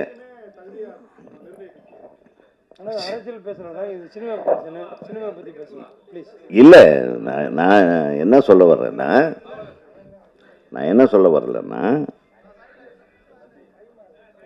அரசியல் யாருக்கு வேணுமென்னாலும் அரசியலில் வரலாம்னு சொல்கிறேன். சினிமாக்காரங்களுக்கு வரக்கூடாதுன்றது சொல்கிறதுக்கு யாருக்குமே எந்த இதுவும் கிடையாது என்பதை நான் இங்கே தெரிவிக்கிறேன். நான் ஒரு சினிமாக்காரன்றதுக்காக கூட சொல்கிறேன்னு வச்சுக்கலாம். நாளைக்கு கூட நானும் கூட ஒரு அரசியல் கட்சி ஆரம்பிக்கலாம், சொல்ல முடியாது. உரிமை இருக்குல்ல. ஆக ஆனால் நான் யாரையும் புண்படுத்துறதுக்காக சொல்ல. பாவலன் மிக அழகாக பேசினார். அது நான் ஒரு மேட்ரு பேசணும்னு நினச்சிட்டு இருந்தேன் பாவலன் அவர்களை பற்றி. அவ்வளோ அழகாக அவருடைய தமிழ், அவருடைய ஆமாம் எனக்கு தெரியும். எனக்கு அவரும் நெருங்கிய நண்பர். அவர் கூடவே ஒரு படம் நடிச்சிருக்கேன். யார் கூட? திருமாவளவன் கூட ஒரு படம் நடிச்சிருக்கேன். நீங்கள் அவர்கிட்ட கேட்டு பாருங்கள். அவரும் ஒரு படத்து பேர் அன்பு தோழி. ஆக அந்த அன்பு தோழி தயாரிப்பாளர் யாருன்னு உங்களுக்கு நல்லா தெரியும். ஆமாம் ஆமாம். ஆக இந்த திரைப்படத்தில் நடித்திருக்கிற அனைத்து நடிகர்களுக்கும், குறிப்பாக காக்கா முட்டை ஹீரோ தம்பி விக்னேஷ், நீங்கள் நல்லா நடிச்சிருக்கீங்க. நீங்கள் ஒரு 4-5 ஷாட் பார்த்தேன், இயல்பாக இருந்தது. அதை தொடர்ந்து நீங்கள் கண்டினியூ பண்ணுங்கள். டெஃபினட்டாக you will have a very bright future. ஒரு தாஜ் நூர் அவரை பற்றி நான் கொஞ்சம் சொல்லணும். ஏன்னா அவர் மிகப்பெரிய இசை மேதைன்னே சொல்லலாம். அவர் அவ்வளோ அழகான இசையமைப்பாளர். நானும் அவர் கூட சேர்ந்து ஒரு ப்ரோக்ராமில் கலந்துட்டு இருந்திருக்கேன், ஒரு தொலைக்காட்சி ப்ரோக்ராமில். மிக பியூட்டிஃபுல் மியூசிக் டைரக்டர் அவர். உங்களை அவருடைய நண்பரை பாராட்ட வந்தது ரொம்ப சந்தோஷமான விஷயம். பாடல்கள் அனைத்தும் நல்லா இருந்ததுங்க. எமோஷன் தான் வரும், இந்த மாதிரி கதைகளில் எமோஷன் தான் வரும். இந்த எமோஷனில் அழகாக கேரி அவுட் பண்ணி ரீரெக்கார்டிங் பண்ணி முடிச்சிட்டிங்களா? All the best. அது நீங்கள் உங்களுக்கு கூட உழைத்தவர்களுக்கெல்லாம் நன்றி சொன்னது ஒரு மிக சிறப்பாக இருந்தது. உங்களுக்காக வாழ்த்த வந்த நமது அன்பு சகோதரர் ட்ரம் சிவமணி, அவர் என்னுடைய படங்கள் நிறைய படங்களில் வாசிச்சிருக்காரு. நான் அவர்கிட்ட போய் நின்றுப்பேன். அவன் காட்டுத்தனமாக வாசிப்பான், சாதாரணமாக வாசிக்க மாட்டார், காட்டுத்தனமாக வாசிப்பார். ஸோ எல்லா நல்ல உள்ளங்களும் உங்களை வாழ்த்திருக்கிறது. குறிப்பாக இயக்குனரை நான் சொல்லாமல் விட்டுறக்கூடாது. தம்பி, நீங்கள் முதல் படத்திலேயே ஒரு மிகச்சிறப்பான ஒரு கதை அம்சத்தை எடுத்திருக்கீங்க. இந்த கதை அம்சம் நிச்சயமாக உங்களுக்கு ஒரு நல்ல வளமான வாழ்க்கையும் நல்ல பெயரையும் பெற்றுத்தரும் என்று நம்பிக்கையோடு உங்களை அனைவரையும் வாழ்த்தி விடைபெறுகிறேன். நன்றி, வணக்கம். நிறைமொழி மாந்தர் நிலத்து அவர்தம் மறைமொழி காட்டிவிடும் என்பார் வள்ளுவ பெருந்தகை. ஒரு டைட்டில் வந்து கதை சொல்லும். இந்த டைட்டில் கதை சொல்கிறது. இதை எல்லாரும் சொன்னாங்க. சென்னைக்கு வரவன் தரையில் வருவான், தண்டவாளத்தில் வருவான், மீனம்பாக்கத்துக்கு விமான நிலையத்துக்கு விமானத்தில் வருவான்.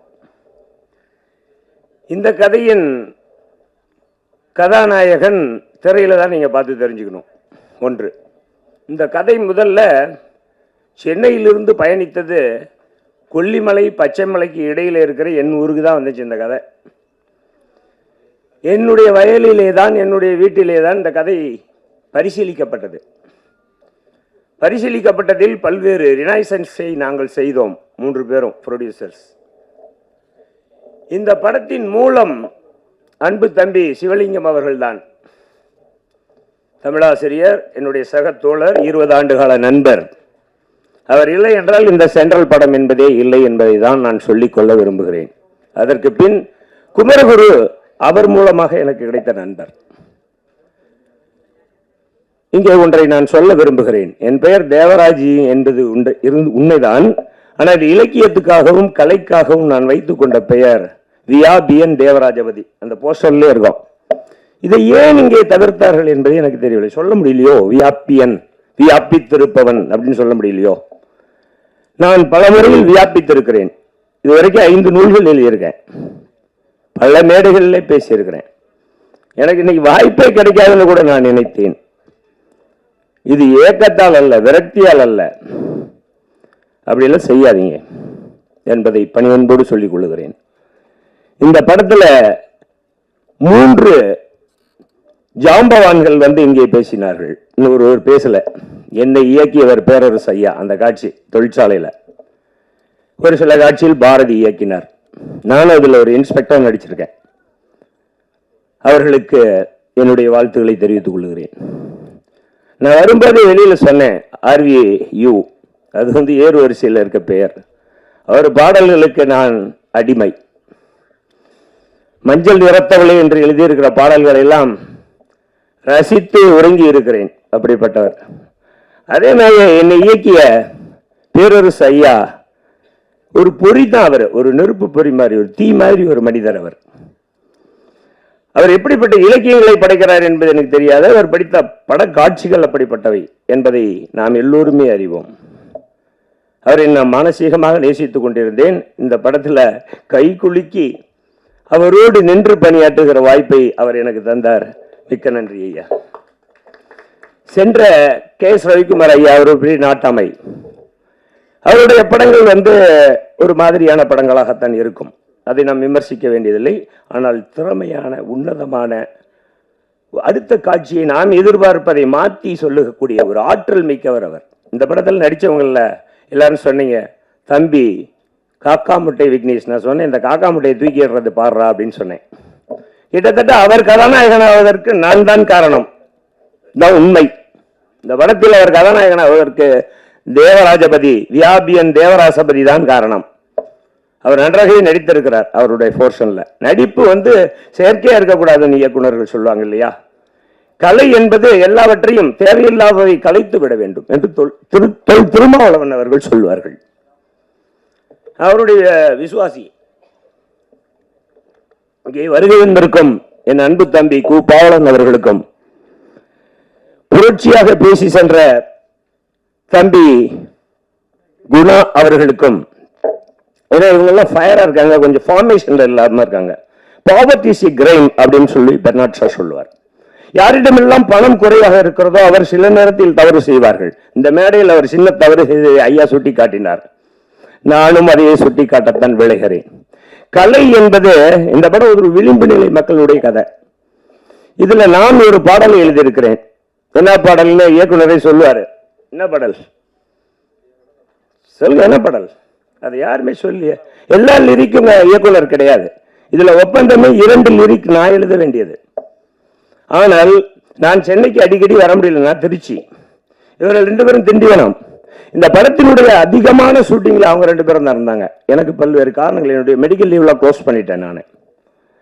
அதனால இதுல உங்களுக்கு என்னடா உலகம் இதுன்னு ஒரு பாட்டு கேட்டீங்கல்ல, குடிகாரர்கள் பாடுற பாட்டு நான் எழுதிய பாடல் என்பதை பதிவு செய்ய விரும்புகிறேன்.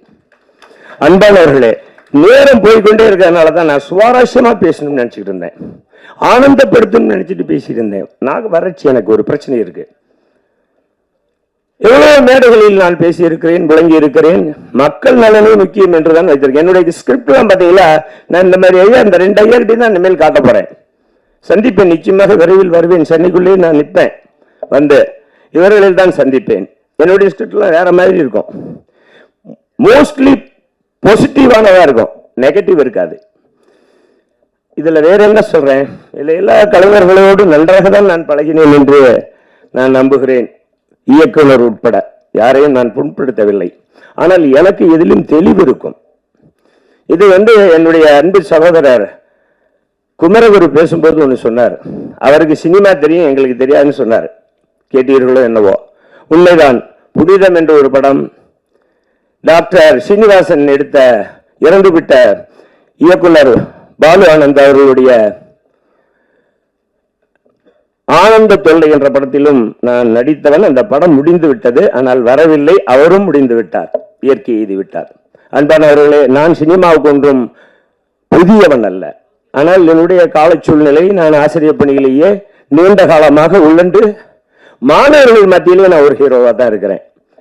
இதுல வேற என்ன சொல்ல விரும்ப வேண்டும் என்றால், கேமராமேன் இந்த கழுகு காட்சிகளை எடுத்து இந்த படத்தை பார்த்தோன்னே நீங்க சொல்லுங்க, ஈவன் கேமராமேன் சரியா இல்லையாங்கிற மாதிரி நீங்க தான் தீர்ப்பு சொல்லணும்.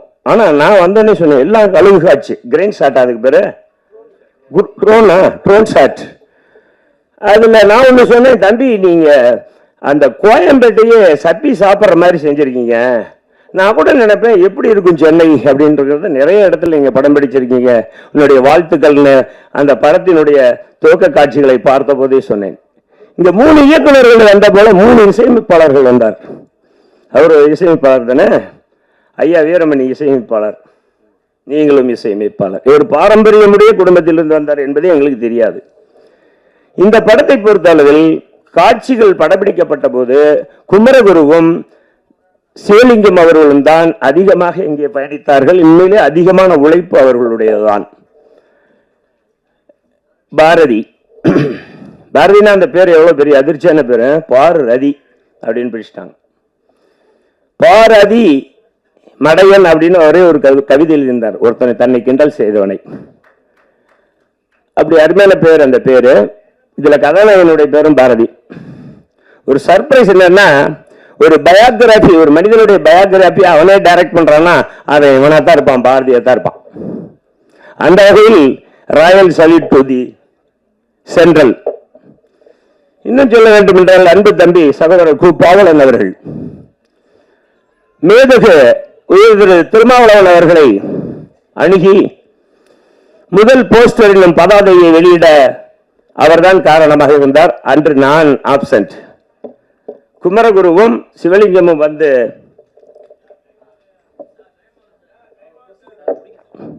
இருங்க வெயிட் பண்ணுங்க, நான் முடிச்சிட்டேன். இன்னும் நெகட்டிவ் எல்லாம் பேசலப்பா, டைம் ஆயிடுச்சு. வாழ்த்துக்கள். அந்த மாதிரி இந்த படம் ஒரே ஒரு விஷயத்தை மட்டும் நான் சொல்லி விடுகிறேன். ஆனால் அருமையான கதை, சிறந்த கதை, விளிம்பு நிலை மக்களுக்கு தேவையானதுதான், உழைக்கும் மக்களுக்கு தேவையானதான் என்று கூறி நிறைவு செய்கிறேன். நன்றி, வணக்கம். இங்கே வருகை தந்துள்ள பத்திரிகையாளர்களுக்கு நன்றி. மேடையில் அமர்ந்துள்ள திரை ஜாம்பவான்கள் அனைவருக்கும் நன்றி. பத்திரிகையாளர்கள் இவ்வளோ நேரம் பொறுமையாக காத்துட்ருக்கிறது தெரியுது. நானும் ஒரு மீடியாக்காரன் தான். எனக்கு எப்போ போயிட்டு கார்டை எடிட்டர் டேபிளில் வைப்போன்னு சொல்லிட்டு காத்துட்ருக்கிறது எனக்கு தெரியுது. நானும் சேனல் தான் ஒர்க் பண்ணிகிட்டு இருக்கேன். ஸோ அங்கேருந்து அங்கே வந்திருக்கேன். அதனால் உங்களோட வழி எனக்கு நல்லா தெரியுது. ஸோ எங்களுக்காக கொஞ்சம் வெயிட் பண்ணுங்கள். மீடியாலேருந்து ஒருத்தன் படம் பண்ண வந்திருக்கேன், எனக்காக கொஞ்சம் வெயிட் பண்ணுங்கள். நேற்று நைட்டு கூட ஒரு மீடியா சார்ந்த நபர் வேற ஒரு சேனலில் ஒர்க் பண்ணுறவர், நானும் இப்போ ஒர்க் பண்ணிட்டு தான் இருக்கேன், ரிசைன் பண்ணல. அவர் சொல்கிறாரு, இப்போ நீங்கள் படம் பண்ணிடும் போது எங்களுக்கும் ஒரு கான்ஃபிடென்ட் வந்துருச்சு, சீக்கிரம் நாங்களும் ஒரு படம் பண்ணுவோம்னு சொல்லிட்டு அவருக்கு ஒரு பெரிய கான்ஃபிடென்ட் வந்திருக்கு. அவரும் ஒரு பத்திரிகையாளர் தான், ஒரு சேனலில் ஒர்க் பண்ணிட்டு இருக்காரு. ஃபர்ஸ்ட்டு சென்ட்ரல், நான் வேற ஒரு கதையை தூக்கிட்டு அலைஞ்சிட்டு இருந்தேன், ஆப்ரகாம் லிங்கன் சொல்லிட்டு. அட்டகத்தி தினேஷுக்கு ஓகே பண்ணி வச்சுட்டு ஏறாத ப்ரொடக்ஷன் கம்பெனியில் எல்லா கம்பெனியும் ஏறி இறங்காச்சு. அவருக்கு என்ன பிஸ்னஸ் இருக்குது, இவருக்கு என்ன பிஸ்னஸ் இருக்குது, நிறைய போயிட்டு இருந்துச்சு. ஒரு விரக்தியில் உட்காந்துட்டு இருக்கும்போது திடீர்னு சென்ட்ரல் கதையை நம்ம ப்ரொடியூசர் தமிழ் சிவலிங்கம் ஐயாட்ட சொன்னேன். சரிங்க இதை நம்ம பண்ணலாம் அப்படின்னு சொல்லிட்டு குமரகுரு சார்ட்ட அறிமுகப்படுத்தினார். அவங்கள்ட்ட அதை சொன்னால் கிட்டத்தட்ட ஒரு 6 மாதம் கதை எழுதி கரெக்ஷன் சொல்லி அவங்களோட கரெக்ஷன் சொன்னாங்க. ஒரு வழியாக கதையை முடிச்சு ஆஃபீஸ் போட்டு கொடுத்து நல்லபடியாக ஆரம்பித்து வச்சாங்க. நல்லபடியாக போணுச்சு. ஹீரோவுக்கு நிறைய ஆடிஷன் பண்ண வேறு ஆப்ஷன் போணுச்சு. கடைசியில் காக்கா முட்டை விக்னேஷ் வந்து அதில் உட்காந்தாரு. ரொம்ப ஒரு படத்தில் வந்து ரொம்ப அழகாக பண்ணியிருக்காரு. எளிமையான ஒரு மனிதர். எங்கள் படத்துக்கு ரொம்ப சப்போர்ட் பண்ணியிருக்காரு. நடிப்பை பற்றி சொல்லணும்னா அவர் காக்கா முட்டையிலேயே வந்து மணிகண்டன் சார் வந்து நல்லா வேலை வாங்கியிருப்பார். நடிப்பை பற்றி குறை சொல்லவே முடியாது. அவ்வளோ கரெக்டாக மீட்ரு கரெக்டாக ஒரு காட்சிகளுக்கும் மீட்ரு கரெக்டாக மெயின்டைன் பண்ணி அழகாக நடிச்சிருக்காரு. அவருக்கு வாழ்த்துக்கள் ஃபஸ்ட்டு இந்த படத்துக்கு. நெக்ஸ்ட்டு போகிறதுக்கு முன்னாடி எனக்கு சோறு போட்டு காப்பாற்றி இவ்வளோ தூரம் என்னை வாழ வச்ச ராஜ் தொலைக்காட்சி நிர்வாகத்துக்கும் ராஜ் டிவிக்கும் என்னுடைய மிகப்பெரிய நன்றி. ராஜ் டிவி ரவி சாருக்கு மிகப்பெரிய நன்றி. நான் இங்கே நின்றுட்டு இருக்கேன், சோறு திங்கிறேன், வீட்டில் நல்லா இருக்கேன்னா ராஜ் டிவி தான் காரணம். ஏன்னா விரக்தியில் கதை சொல்ல நிற்கும் போது என்னை கூப்பிட்டு வேலை கொடுத்து ப்ரோக்ராம் டைரக்டர் ஆக்கி நல்ல சம்பளம் கொடுத்து என்னை காப்பாற்றின ராஜ் டிவிக்கு முக்கிய நன்றி. ஒரு நன்றியோட தான் இதை சொல்கிறேன். நெக்ஸ்ட் வந்து ப்ரொடியூசர்ஸ் குமரகுரு சார், தமிழ் சிவலிங்கம் ஐயா, விஆபிஎன் தேவராஜ் அவர்கள் 3 பேரும் இந்த கதைக்கு சப்போர்ட் பண்ணது கொஞ்சம் நெஞ்சம் இல்லை. அவ்வளோ கஷ்டப்பட்டு நெருக்கடிகள் கடந்து ஒவ்வொரு டேவும் ஷூட் போகிறதுக்குள்ள அவங்க கையில் காசே இருக்காது. எப்படியோ ரெடியாக அன்றைக்கி ஒரு நாள் ஷூட்டை முடிக்கிறதுக்குள்ளே எங்கள் உயிரே போயிடும். அவ்வளோ கஷ்டப்படுவாங்க. அதை பார்த்து நானும் எனக்கு கஷ்டமாக இருக்கு, என்னடா இவ்வளோ கஷ்டப்படுறாங்களே அப்படின்னு சொல்லி பார்த்துட்டே இருப்போம். அதெல்லாம் கடந்து நாங்கள் கேட்குறதெல்லாம் கொடுத்து படத்தை முடிகிறதுக்கு ரொம்ப உறுதுணையாக இருந்தாங்க. சரி, ஃபஸ்ட்டு ஷெடியூல் முடிச்சிட்டோம் படத்தை. செகண்ட் ஷெடியூல் போகும்போது சிட்டி, அதில் ஒவ்வொரு கேரக்டராக சூஸ் பண்ணிகிட்டு இருக்கோம். அப்புறம் தான் பேரரசு சார் இந்த கேரக்டருக்குள்ளே அவர் வந்ததெல்லாம் பெரிய சந்தோஷமான ஒரு விஷயம். அவர் உள்ளே வந்தது நிறைய ஆப்ஷனில் யோசிச்சுட்டே இருந்தோம். திடீர்னு ஒரு குணா அண்ணன் வந்து ஒரு ஆப்ஷன் சொன்னார், பேரரசு சார் போட்டால் சூப்பராக இருக்கும், டிஃப்ரெண்ட்டாக இருக்கும் அப்படின்னு சொல்லி. சரி ஓகே யோசிச்சிட்டோம். ஓகே, மிகப்பெரிய ஒரு ஜாம்பவான் இயக்குனர் அவரெல்லாம் போய் அவர் பக்கத்தில் நம்ம ஒர்க் பண்ண முடியுமா அப்படின்னு சொல்லி யோசிச்சுட்டே இருந்தோம். அவர் நேரில் வந்ததுக்கு அப்புறம் தெரிஞ்சுது அவர் எவ்வளோ எளிமையான மனிதர், அவர் ஏன் அந்த வேரத்தில் இருக்காரு அப்படின்னு தெரிஞ்சுது. எங்கள் கூட ஜாலியாக மிங்கிலாகி பாரதி என்ன பண்ணலாம்னு சொல்லிட்டு ஜாலியாக இறங்கி சூப்பராக ஒரு சம்பவம் பண்ணியிருக்காரு. டைரக்ஷன்லையும் எங்களுக்கு நிறைய ஒர்க் பண்ண வந்து சூப்பராக ஒர்க் பண்ணி கொடுத்தாரு, உண்மையை சொல்லிடுறேன். அப்புறம் வந்து கேஎஸ் ரவிக்குமார் சாருக்கு, மரியாதைக்குரிய திரு இயக்குனர் கேஎஸ் ரவிக்குமார் சார் வந்து எங்களுக்கு வாழ்த்தி சென்ற அவருக்கு மிகப்பெரிய ஒரு நன்றியை தெரிவிச்சுக்கிறேன். 2 வந்து சோனி வந்து இங்கே வந்து வரல, அதனால் ஏதோ ஒர்க்கில் மாட்டிக்கிறதுனால வர முடியல. 2 வந்து அடுத்து வந்து எடிட்டர் படத்தை நல்லபடியாக டைமுக்கு எடிட் பண்ணி கொடுத்தாரு. கேமராமேன் ரொம்ப ஹம்பிளாக தினைக்கும் கேட்ட மாதிரி ஷார்ட்ஸ் தினைக்கும் பொறுமையாக நின்று எடுத்து கொடுத்தாரு, அவருக்கு நன்றி. ஒவ்வொரு கேரக்டரும் சூஸ் பண்ணும்போது ரொம்ப பார்த்து சூஸ் பண்ணோம். இந்த ஹீரோ கதாபாத்திரத்துக்கு அப்பா கேரக்டர் நாங்கள் நிறைய நோன் பேஸாக தேடிட்டு இருந்தோம். அதுக்கப்புறம் வேண்டாம், கொஞ்சம் புதுமுகமாக 1-2 படம் பண்ண ஆர்டிஸ்டாக செலக்ட் பண்ணும்போது யோசிக்கும் போது ராஜா பார்த்தோம், மேதகு படத்தில் பார்த்தோம், அவரை தூக்கி போடலாம் கரெக்டாக இருக்குன்னு சொல்லி யோசிச்சு அவரும் அவரோட கதாபாத்திரத்தை நல்லா பண்ணியிருக்காரு. ஆர்வி உதயகுமார் சார் வந்து வாழ்த்துனதுக்கு மிகப்பெரிய நன்றி. எங்களுக்காக வரல, சாரோட பேரரசு சாரோட அன்புக்காக அவங்களோட இதுக்காக தான் வந்திருக்காங்க. எங்களுக்காக யாருமே வரல, ஒரே ஆள் பேரரசு சாருக்காக மட்டும்தான் எல்லாரும் வந்தாங்க. பெரிய ஆளுங்க எல்லாருமே வந்தது அவரால் தான். பத்திரிகையிலேருந்து மீடியாவுக்குள்ள ஒரு இயக்குனர் வர்றது ரொம்ப கஷ்டமான ஒரு சூழல். ஏன்னா அங்கே உட்காந்துருக்க எல்லாரும் நான் தான், நீங்கள் எல்லாருமே நான் தான். உங்களிலேருந்து ஒரு இயக்குனர் வருது அவ்வளோ கஷ்டமாக இருக்குது. ஏன்னா அவ்வளோ நெருக்கடிகள், அவ்வளோ பிரச்சனை, சர்வியல் பண்ணுறது அவ்வளோ பெரிய பிரச்சனை. ஒரு இயக்குனராக ஒரு கதை பண்ணி டைரக்ட் பண்ணி படம் வெளில வரதுக்குள்ளே அவ்வளோ போராட்டங்கள், அவ்வளோ கஷ்டங்கள், அவ்வளோ பிரச்சனைகள் இருக்குது உள்ளார. ஏன்னா மீடியாக்குள்ளே இருந்ததுனால தப்பிச்சேன். மாதம் சம்பளம் வந்து சர்வியல் பண்ணி ஃபேமிலி ஓட்டுறதுக்கு நல்லவேளை தப்பிச்சேன். ஒரே ஒரு அசிஸ்டன்ட் டைரக்டராக இருந்து ஒர்க் பண்ணியிருந்தேன்னா சர்வியல் பண்ண முடியாது. வீட்டில் அம்மா அசிங்கப்படுத்துவாங்க, சம்பாரிச்சு மாதம் காசு பண்ணால் நிறைய பேர் கேள்வி கேட்பாங்க. இன்னொன்று எங்கள் பேரண்ட்ஸ் ரொம்ப சப்போர்ட் பண்ணாங்க. பக்கத்தில் இருக்கவங்களாம் எல்லாம் சொல்லும்போது நல்லா படிச்சிருக்கான், 2 டிகிரி முடிச்சிருக்கான், ஸ்கூலில் டீச்சராக போகலாம், எதுக்கு இந்த தொழிலை தேவையில்லாமல் தேர்ந்தெடுத்து போய் மாட்டிக்கிட்டான் அப்படிலாம் சொல்லிட்டு இருந்தாங்க. அதனால் சேஃபாக போய் இருக்கட்டும்னு சொல்லிட்டு ஒரு சேனலில் போய் ஜாயின் பண்ணேன். கிட்டத்தட்ட ஒரு 6-7 சேனலில் ஒர்க் பண்ணிட்டு கடைசியாக ராஜ் டிவி தான் என்னை காப்பாற்றினுச்சு. வாழ்க்கையை மாற்றினது ராஜ் டிவி தான் என்னை மாற்றினுச்சு. அதுக்கப்புறம் திடீர்னு வந்த வாய்ப்பு தான் அந்த படம். இந்த படம் பண்ணதுக்கு அப்புறம் தான் எனக்கு ஒரு திருப்தி. அப்போ ஒரு படம் பண்ணிட்டோன்னு ஒரு திருப்தி. இந்த திருப்திக்கு காரணம் 3 ப்ரொடியூசர்ஸ் தான். ஒன்று குமரகுரு சார், தமிழ் சிவலிங்கம் சார், விஆபிஎன் தேவராஜ் சார், 3 பேருக்கும் என்னோட நெஞ்சார்ந்த நன்றிகள். இதில் நடித்த தர்ஷன், ஆனந்த், கயல் எல்லாத்துக்கும் என்னோட மிகப்பெரிய நன்றி. பேர் விட்டு சுபா சாருக்கு ரொம்ப நன்றி. கூக்கா பாவலன் சாருக்கு ரொம்ப நன்றி. ஏன்னா ஃபர்ஸ்ட் லுக்கை எழுச்சி தமிழை ரிலீஸ் பண்ணுறதுக்கு அவர் தான் ஹெல்ப் பண்ணார். அவர் நடிக்கவே வேணாம்னு சொல்லிட்டு வெக்கப்பட்டு இருந்தார். தூக்கி நடிக்க வச்சோம், உள்ள நடிங்க அப்படின்னு சொல்லிட்டு ஒரு 7 நாள் அவரை தூக்கி உள்ள நடிக்க வச்சோம். அவரோட பாட்டு நல்லா பண்ணியிருக்காரு. இவ்வளோ நேரம் வெயிட் பண்ண அவங்க எல்லாருக்கும் நன்றி. நிறைய பேசலாம்னு யோசிச்சு வச்சுருந்தா எல்லாத்தையும் பேசி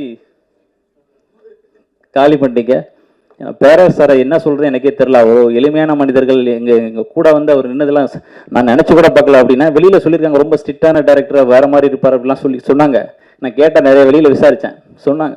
நான் வந்ததுக்கப்புறம் தெரியுது அவர் மாதிரி ஒரு ஆள் இல்லை, எளிமையான மனிதரே இல்லை. நேற்று ஒரு தடவை பேசிகிட்டு இருக்கும்போது மெடிக்கல் ஷாப்பில் கடைக்கு போகிறேன், அவர் பேரரசு சாரை பற்றி பேசிகிட்டு இருக்கேன். அங்கே மெடிக்கல் ஷாப்பில் டிவியில் திருப்பாச்சி படம் ஓடுது நேற்று சன் டிவியில். அவர் எங்களுக்கு கிடைச்சது ஒரு மிகப்பெரிய பொக்கிஷம் இந்த படத்தில். நல்லா சப்போர்ட் பண்ணி கொடுத்தாரு. அடுத்தடுத்து வேறு இதில் நாங்கள் அவரோட சேர்ந்து பயணிக்கணும்னு ஆசைப்பட்றோம். மியூசிக் டைரக்டர் இலா அவருக்கு மிகப்பெரிய ஒரு நன்றி. எங்களுக்கு சப்போர்ட் பண்ணதுக்கு மிகப்பெரிய நன்றி. அடுத்து சென்ட்ரலை பற்றி பேசுவோம். 12th லீவில் நான் உண்மையாகவே வந்து லீவில் வந்து சென்னை குடும்ப கஷ்டம் காரணமாக வந்து சென்னைக்கு வந்தேன். சென்ட்ரலில் அவங்க ஒரு இடத்துல ஒர்க் பண்ணேன். அதில் கிடைச்ச அனுபவங்களை வச்சு அந்த கதை ஒர்க் பண்ணி சின்ன சின்ன சேஞ்சஸ் பண்ணி கமர்ஷியலான விஷயங்களை ஆட் பண்ணி இந்த படத்தை பண்ணோம். என்னோட பயோகிராஃபின்னு தேவராஜன் சொல்லிட்டு போயிட்டார். அதில் சில கமர்ஷியலான விஷயங்களும் எல்லாருக்கும் கனெக்ட் ஆகிற மாதிரி சில விஷயங்கள் வச்சு இந்த சென்ட்ரல் படம் உருவாகிருக்கு. கண்டிப்பாக அவங்க எல்லாருக்கும் பிடிக்கணும்னு சொல்லிட்டு நம்புகிறோம். இந்த சென்ட்ரல் படத்துக்கு நீங்கள் சப்போர்ட் பண்ணுங்கள். பெரிய பெரிய படத்துக்கு மட்டும் சப்போர்ட் பண்ணாதீங்க. இந்த மாதிரி எங்களை மாதிரி எளிமையான மனிதர்களுக்கும் சப்போர்ட் பண்ணால் தான் அடுத்தடுத்து என்ன மாதிரி அங்கே உட்காந்துருக்க ஒருத்தரும் தீக்கிற அந்த ஃபீல்டுக்குள்ளே ஒரு இயக்குனராக வர முடியும். நீங்கள் தான் எங்களுக்கு சப்போர்ட் பண்ணணும். யாராவது பேரை மறந்து தான் மன்னிச்சிருங்க.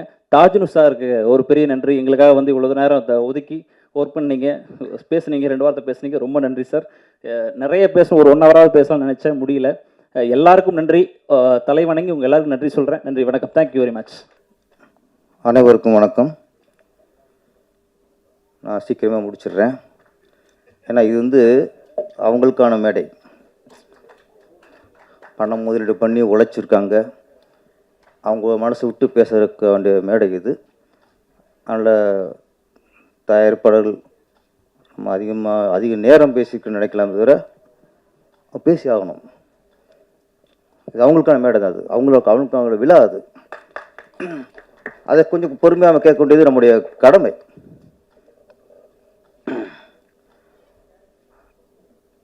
இந்த நிகழ்ச்சிக்கு என் அழைப்பை ஏற்று அந்த இயக்குனர் எஸ் ரவிக்குமார் சாருக்கு நன்றி.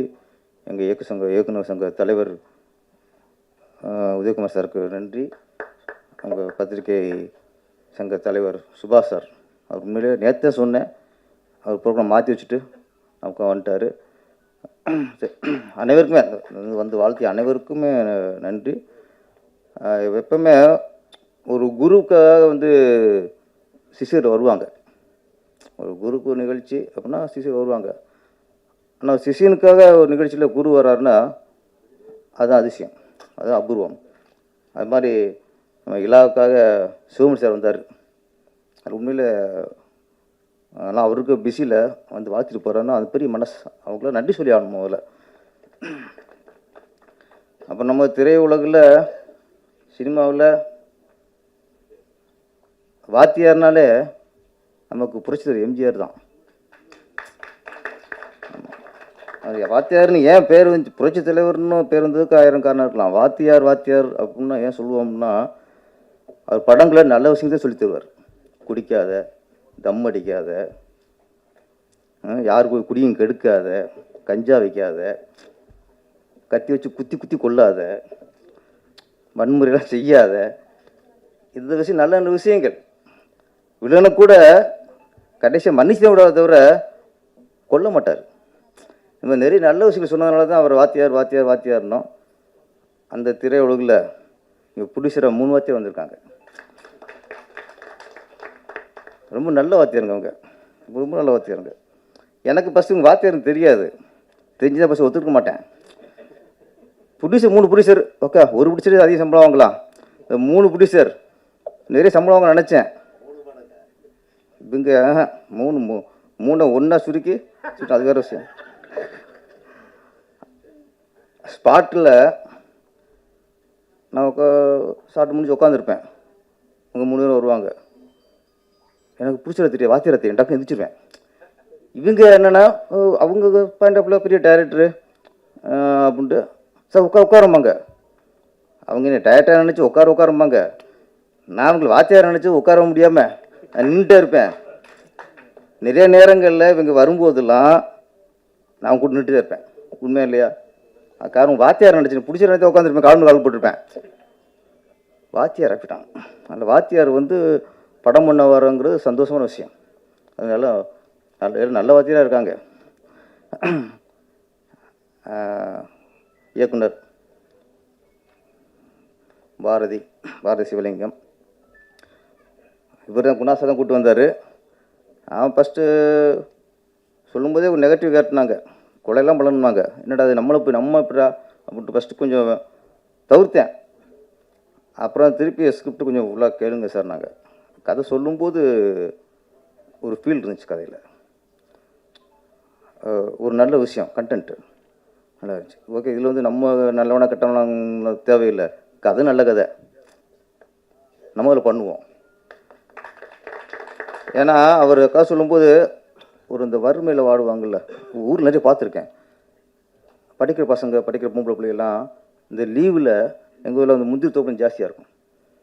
பறித்து முடிஞ்சோன்னா முந்திரி தோப்புக்கு போயிருங்க, போயிட்டு அந்த முந்திரி பழம் பிடுங்கிறது, பிள்ளைங்க முந்திரி பழத்தையும் கொட்டையும் தனியாக பிரித்து வைக்கிறது, இது ஒரு இது. அதில் எடை போட்டு காசு கொடுப்பாங்க, அதுக்கு ஒரு குரூப்பு போயிடும்.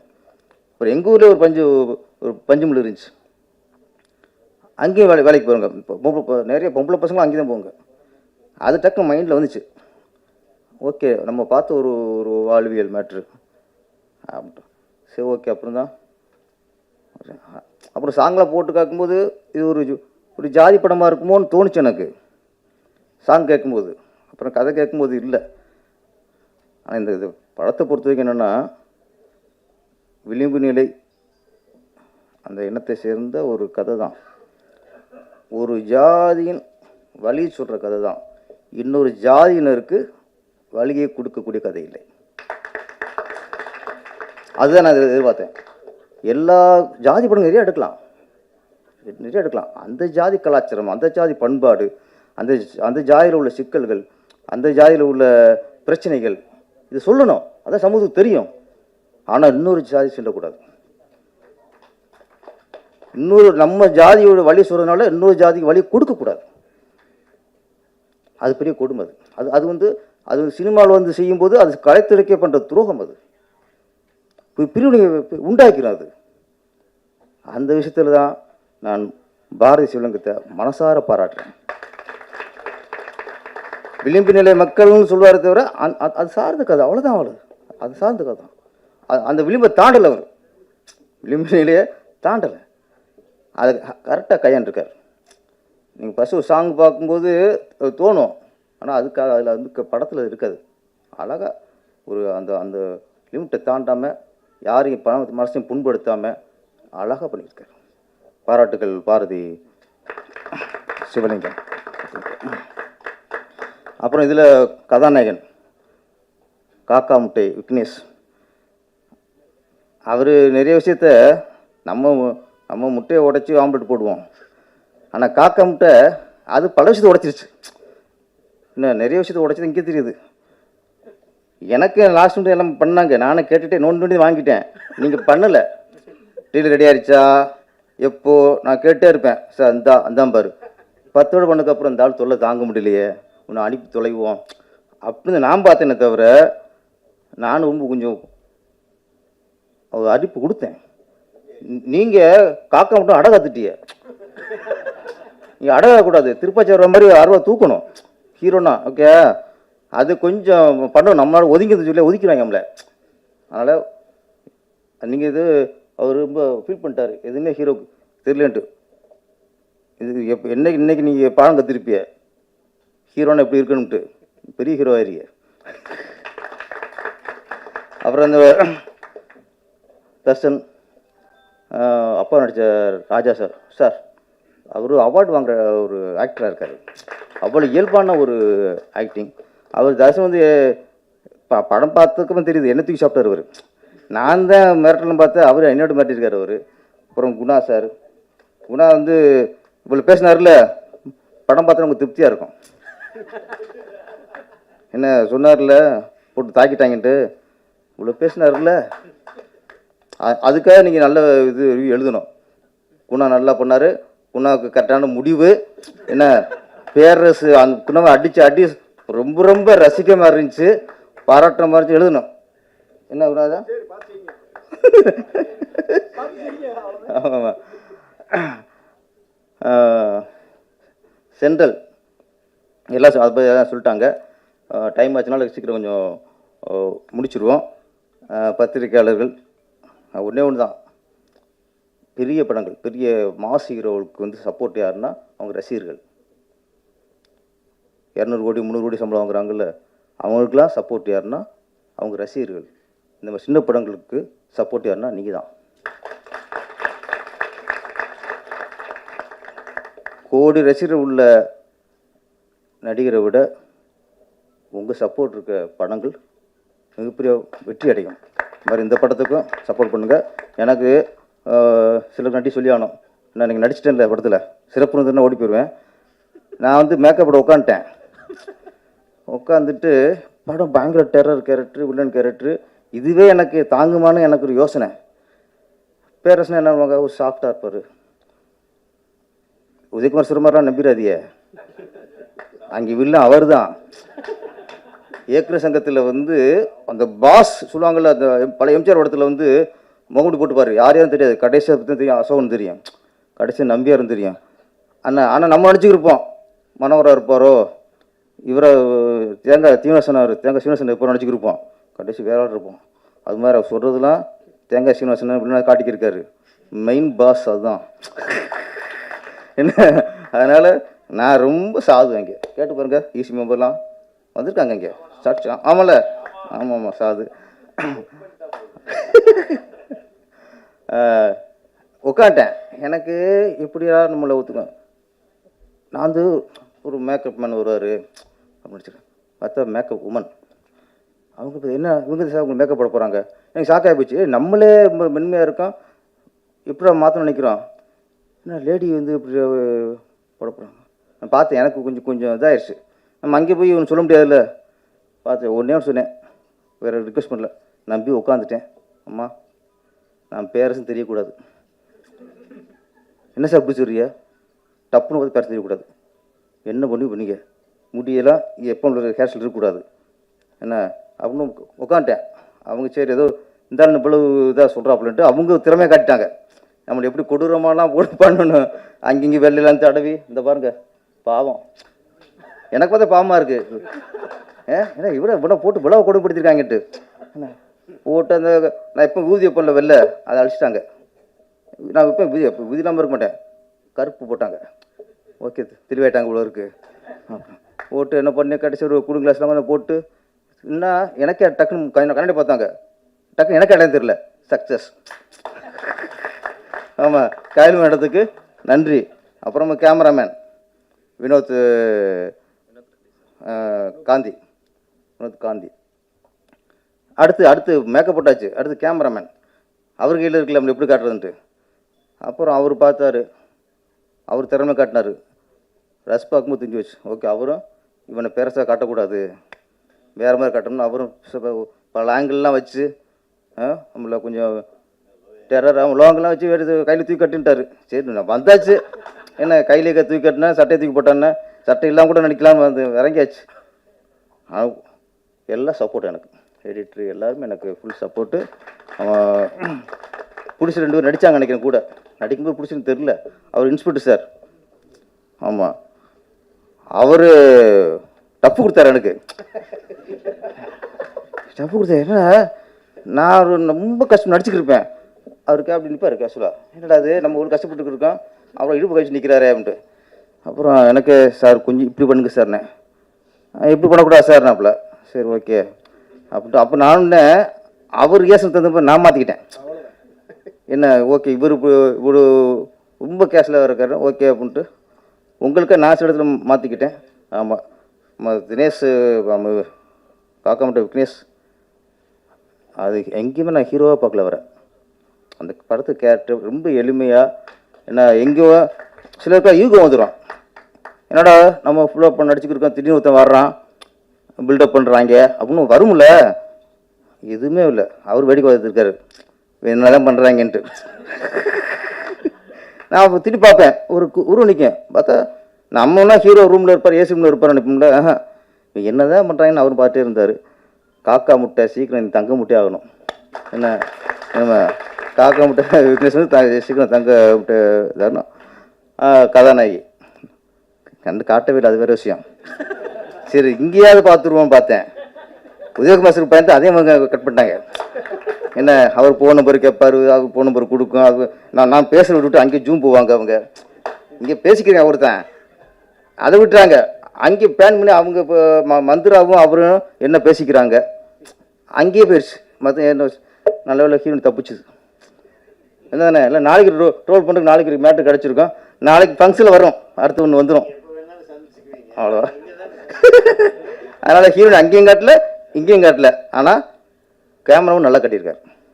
ரொம்ப ஹோம்லியாக அழகாக. ரொம்ப நாளைக்கு அப்புறம் நல்ல ஒரு சோபா மாதிரி, ஒரு பழைய சோபா இருக்காங்களே அந்த மாதிரி ஒரு ஃபேஸ். இந்த படம் சென்ட்ரல் மிகப்பெரிய வெற்றி அடைந்து பாரதி மகாகவி பாரதி மாதிரி நாடெல்லாம் பேசப்படுற அளவுக்கு இயக்குனராக வரணும். புலிசார் வாத்தியார்லாம் அடுத்து வந்து செம்மத்தியை சம்பாதிச்சு இன்னும் கேசட் ஆயிடணும். அடுத்து எல்லாம் நடித்த டெக்னீஷியன்கள் எல்லாரும் அடுத்த படத்தில் எங்கள் உதயகுமார் சாரை நடிக்க வச்சுருக்க, இல்லைன்னா சங்கத்தில் பெரிய பிரச்சனை வந்துடும். நன்றி, வணக்கம்.